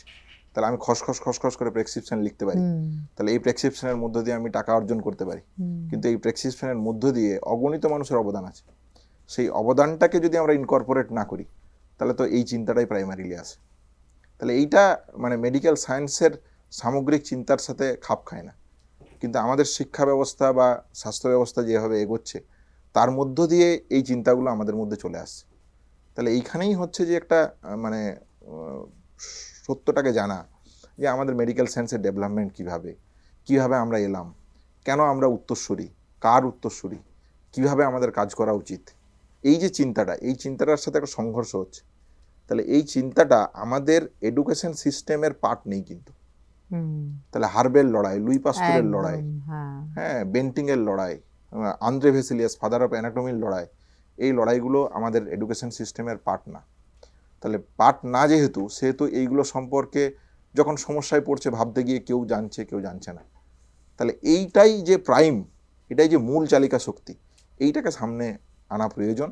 ফলে শিক্ষা ব্যবস্থার এই যে নিট ইউজি নিয়ে এত আলোচনা হচ্ছে, এই আলোচনার মধ্যে শিক্ষার যদি ইনকর্পোরেট করতে হয় তাহলে কি লড়াইয়ের মধ্য দিয়ে আমরা পেয়েছি। আর আমি নিজে রাত জেগেছি, শিখেছি, পড়াশোনা করেছি, তাই আমার একটা পারিশ্রমিক প্রাপ্য, ঠিকই তো। কিন্তু এই পারিশ্রমিকটা এসেছে এই সামাজিক অবদানের মধ্য দিয়ে। তাহলে সমাজের মধ্য থেকেই আন্দ্রে ভেসিলিয়াস নিয়েছেন, হার্বে নিয়েছেন, তার চিন্তা করতে গিয়ে এগিয়েছেন, তাদের লড়াইয়ের মধ্য দিয়ে আজ আমরা পেয়েছি। তাহলে আমি সেই জ্ঞানটাকে কীভাবে ব্যবহার করব, এই মৌলিক প্রশ্নগুলো নিয়ে কলেজ ক্যাম্পাসগুলোতে আলোচনা হওয়ার প্রয়োজন আছে। শিক্ষা ব্যবস্থার মধ্যে, মেন স্ট্রিম এডুকেশনের মধ্যে, হ্যাঁ, আমাদের মেডিকেলের যে কারিকুলাম, সেই কারিকুলামের মধ্যেও এগুলোকে ইনকর্পোরেট করার প্রয়োজন আছে বলে আমার মনে হয়। আমরা অনেক গুরুগম্ভীর আলোচনা করলাম। ঈশ্বরের কথা আপনি তুললেন, ঈশ্বরে নিজে বিশ্বাস করেন? না, ঈশ্বরের বিশ্বাসের প্রশ্ন যেটা হচ্ছে যে আমি কোনো ধর্মের কে ছোট করার জন্য কথা ব্যবহার করতে চাইছি না বা কথা বলিনি। তাহলে চিকিৎসকদেরকে সেই সময় এই সমস্যার মধ্যে দাঁড়াতে হয়েছে, তাহলে সমাজকে আগাতে গিয়ে তাদেরকে এই প্রতিরোধ করতে হয়েছে। কিন্তু হার্বে বা আন্দ্রে ভেসিলিয়াস কখনোই খ্রিস্ট ধর্মের বিরোধিতা করেনি। তারা বলেছে যে এই যে বৈজ্ঞানিক চিন্তা, এই বৈজ্ঞানিক চিন্তাটাকে মেনে নাও, এটাই সমাজটাকে আগাবে, চিকিৎসা সমাজটাকে আগাবে। এবং সবচেয়ে ইন্টারেস্টিং এখানে একটা গল্প বলা জরুরি, সেটা হচ্ছে যে যখন আগে যুদ্ধ হতো তরোয়াল দিয়ে, যখন বন্দুক এলো, তাহলে বন্দুক কি করে, ডিপ ইঞ্জুরি করে। তাহলে ডিপ ইঞ্জুরি যখন করছে তখন দেখা যাচ্ছে যে ডিপ ইঞ্জুরিগুলোর জন্য আমাকে অ্যানাটমিটা ভালো করে জানতে হবে। আমি মানব শরীরটাকে যদি ভালো করে না জানি তাহলে আমি অপারেশন করতে পারছি না। তাহলে এইখান থেকে দেখুন, এই প্রয়োজনীয়তা থেকে মেডিকেল শিক্ষা ডেভেলপ হলো। আন্দ্রে ভেসিলিয়াস লড়াই করলেন, তিনি বই লিখলেন, সমালোচনা মধ্যে পড়তে হলো, কিন্তু বিজ্ঞান ডেভেলপ হলো, সমাজ এগোলো। তাহলে এই জায়গা থেকে বিরোধিতার প্রশ্ন। তাহলে ব্যক্তিগতভাবে আমি ঈশ্বর চিন্তায় বিশ্বাসী করি না, কথা ঠিক, কিন্তু মানে কোনো ধর্মকে আমি দুঃখ দিতে চাই বা কোনো ধর্মকে আঘাত করতে চাই, এই বিশ্বাসও আমার মধ্যে নেই। জীবনের সবচেয়ে মানে বড় অনুপ্রেরণা কে? বড় অনুপ্রেরণা যদি বলতে হয় তাহলে হচ্ছে যে আমার শিক্ষক যারা ছিলেন তারা আমার চলার পথের একটা ভিত তৈরি করে দিয়েছিলেন। মানে ক্লাস 10-এ যখন রেজাল্ট বেরোনোর পর যখন আমি আমার স্যারের কাছে দেখা করতে যাই, স্যার বলেন যে অনিকেত এরপর কী ভাবছো, কী করবে। তিনি বাংলার শিক্ষক ছিলেন। তো তিনি যখন বললেন, আমি বললাম এরপর পড়বো স্যার, সায়েন্স নিয়ে পড়াশুনো করবো, দিয়ে ডাক্তার হওয়ার আমার ইচ্ছে আছে, চেষ্টা করব। তো বললেন না, এগুলো তো তুমি করবেই, তুমি পড়াশোনার বাইরে আর কি করছো। তাহলে স্যার তখন নিজে দায়িত্ব নিয়ে পাশে একটা তরুণ সংঘ বলে ক্লাব ছিল, সেই ক্লাবে নিয়ে গেলেন, লাইব্রেরিতে নিয়ে গিয়ে তোমার এখানে কোনটা বই পড়তে পছন্দ বলো, সেটা তুমি নাও, নিয়ে পড়াশোনা শুরু করো। তোমার সাথে এরপর কখনো যদি দেখা হয় তাহলে আলোচনা হবে তুমি পড়াশোনার বাইরে আর কি পড়ছো, এটা নিয়ে আলোচনা হবে। পড়াশোনা তুমি করবে আমি জানি, সেটা নিয়ে তোমার যদি কোনো হেল্প লাগে সেটা ফোন করো, কথা হবে। একবারই এগুলো নিয়ে কথা হবে না তা নয়, কিন্তু আমি মনে করি যে পড়াশোনার বাইরে তুমি কি করছো, এইটা আমার কাছে তো তোমার সাথে আমার আলোচ্য বিষয়। তাহলে স্যার সেদিন এটা বলার পর যখন আমি বিভিন্ন জিনিসপত্র পড়াশুনো করি, তখন আমি দেখেছি যে আমাদের ভারতের স্বাধীনতা আন্দোলনের যদি মানুষগুলোকে আপনারা দেখেন তাহলে দেখবেন যে তারা দিন রাত এক করে কিন্তু একটা সুন্দর সমাজ গড়ারই চেষ্টা করেছিলেন। সেটা মাস্টারদা থেকে শুরু করে, প্রীতিলতা থেকে শুরু করে, সুভাষ বোস থেকে শুরু করে, এবং তার আগের যদি আমরা নবজাগরণের সময় দেখি তাহলে রামমোহন, বিদ্যাসাগর, স্বামী বিবেকানন্দ, এই যে প্রসেসটা চলেছে 1905 থেকে 1947 অবধি, সেখানে ভগৎ সিং, মাস্টারদা সূর্য সেন, সমগ্র সবার কথাই বলতে হয়। তাহলে এরা কিন্তু সমাজটাকে একরকমভাবে দেখতে চেয়েছিলেন। তাহলে এরাই আমার কাছে শিক্ষক, এরাই আমার কাছে বাকি জীবনের চলার পথের প্রেরণা। প্রত্যেকটা পুরুষের জীবনে একজন নারীর অবদান থাকে, আপনার জীবনেও কি সেরকম কোনো নারী আছে? এখন অবধি সেরকম কিছু হয়নি, ফলে ভবিষ্যতে তৈরি হতে পারে। তৈরি হলে তখন কি অবদান থাকে দেখা যাবে, কিন্তু এই মুহূর্তে কোনো এতে নেই। আচ্ছা, পরিবার আছে, পরিবারের মধ্যে দিয়ে একদিকে ডাক্তারি পেশা আছে, পাশাপাশি আন্দোলনেও যাচ্ছেন, কিন্তু নিজের জন্য সময় কি বের করা হয়? মানে সম্পূর্ণ, সেটা 1 ঘন্টা হোক, আধ ঘন্টা হোক, 5 মিনিটও হোক, যাই হোক, নিজের জন্য সময়, যেটা নিজের ব্যক্তিগত। না, নিজের জন্য সময় যদি বলতে হয় তাহলে হচ্ছে যে হ্যাঁ, নিজের জন্য তো সময় কিছুটা বার করতেই হয়। যে নিজের ভালো লাগার যেটা পড়াশুনোর জায়গা, সেটাকে করার জন্য, নিজের চিকিৎসাগত যে পড়াশুনোর জায়গা, সেটাকে কন্টিনিউ রাখার জন্য, হ্যাঁ, নিজের যে কিছু কাজকর্ম থাকে, হ্যাঁ, স্বাভাবিকভাবে বিভিন্ন পার্সোনাল কাজকর্ম কিছু সারা সপ্তাহের মধ্যে থাকে, সেগুলো কাজকর্ম করা, পরিবারের কাছ সাথে সময় দেওয়া, তাহলে এটাকে তো ডেফিনেটলি বার করতেই হয়। এবং এইটা আর ডাক্তারি জীবন, আন্দোলনের যা জীবন, এই সবটা নিয়েই আমি এই এমনি সবটার সিনেমা দেখা, গান শোনা, এগুলো কি হ্যাঁ হয়? হ্যাঁ, নিঃসন্দেহে এগুলো সিনেমা না দেখলে মানে ওই যে স্যার যেটা বলেছিলেন সেদিন, যে তুমি এর বাইরে কি দেখছো, এটা আমাকে গভীরভাবে ভাবিয়েছিল সেদিন, যে সত্যিই তো আমি তো কিছুই পড়িনি, আমি তো শুধু ক্লাস 10 অবধি আমার পড়াশোনার বইগুলো পড়েছি, আর এটার উপর আরও এক্সট্রা যা পড়া যায়, হ্যাঁ, এই অঙ্কের বইটা শেষ করলাম, কেশব নাগের বই শেষ করলাম, কালকে আরেকটা বই শেষ মানে করলাম, রেফারেন্স বইগুলো পড়েছি। তাহলে আমি তো সেদিন আমার সত্যি মনে হয়েছিল যে সত্যি তো আমি তো এই দিকটা কখনো ভেবে দেখি। মানে তাহলে পৃথিবীতে বহু জায়গা আছে, বহু জিনিস আছে যেখান থেকে জ্ঞান, সবসময় জ্ঞান পাওয়া যায়। অর্জন করা। তাহলে আপনি যদি দ্য ফিজিশিয়ান বলে একটা সিনেমা আছে, যদি দেখেন, অসাধারণ। তাতে এই যে ফিজিশিয়ানের যে পথ চলাটা, মেডিকেল সায়েন্সের পথ চলাটা, এটার একটা অসাধারণ বর্ণনা সেখানে আছে। তাহলে স্বাভাবিকভাবেই এগুলোকে দেখা, এগুলোকে চর্চা করা হয়। নিঃসন্দেহে সময়, মানে চিকিৎসক হিসেবে সময় একটু কম পাওয়া যায়, কিন্তু তার মধ্যেই করা হয়। শেষ প্রশ্ন, এই বাংলাকে, এই দেশকে কেমন ভাবে দেখতে চান? এই বাংলাকে যদি এক কথায় বলতে হয় তাহলে স্বাধীনতা আন্দোলনের যারা সংগ্রামী মানুষ, তারা যেভাবে দেখেছিলেন, রবীন্দ্রনাথ থেকে শুরু করে, বিদ্যাসাগর থেকে শুরু করে, সুভাষ বোস যেভাবে দেখেছিলেন, এই আপসহীন ধারার যারা বিপ্লবী ছিলেন, সংগ্রামী মানুষ ছিলেন, তারা যেভাবে দেখেছিলেন, আমি সেই ঠিক তাদের চোখেই দেখতে চাই।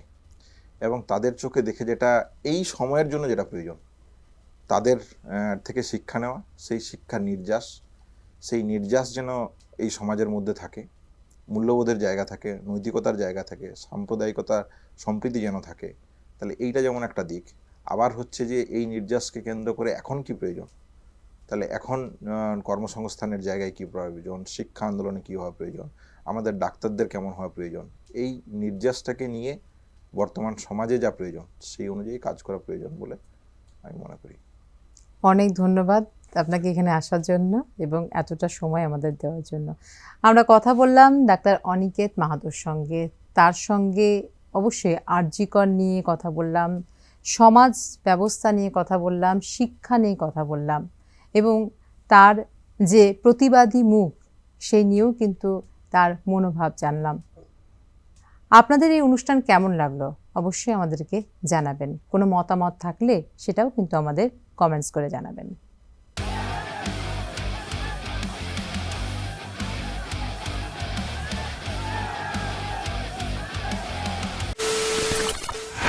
খবরের নামে প্রতিদিন সন্ধে আপনার ড্রয়িং রুমে কি শুধুই চিৎকার চেঁচামেচি খেয়ে আসে? বিতর্কের নামে চলে গালাগালি আর কাদা ছোড়াছুড়ি। এবার সময় পরিবর্তনের, কারণ আমরা কান ফাটানো চিৎকারে বিশ্বাস করি না। আমরা বিশ্বাস করি খবরের সত্যতায়।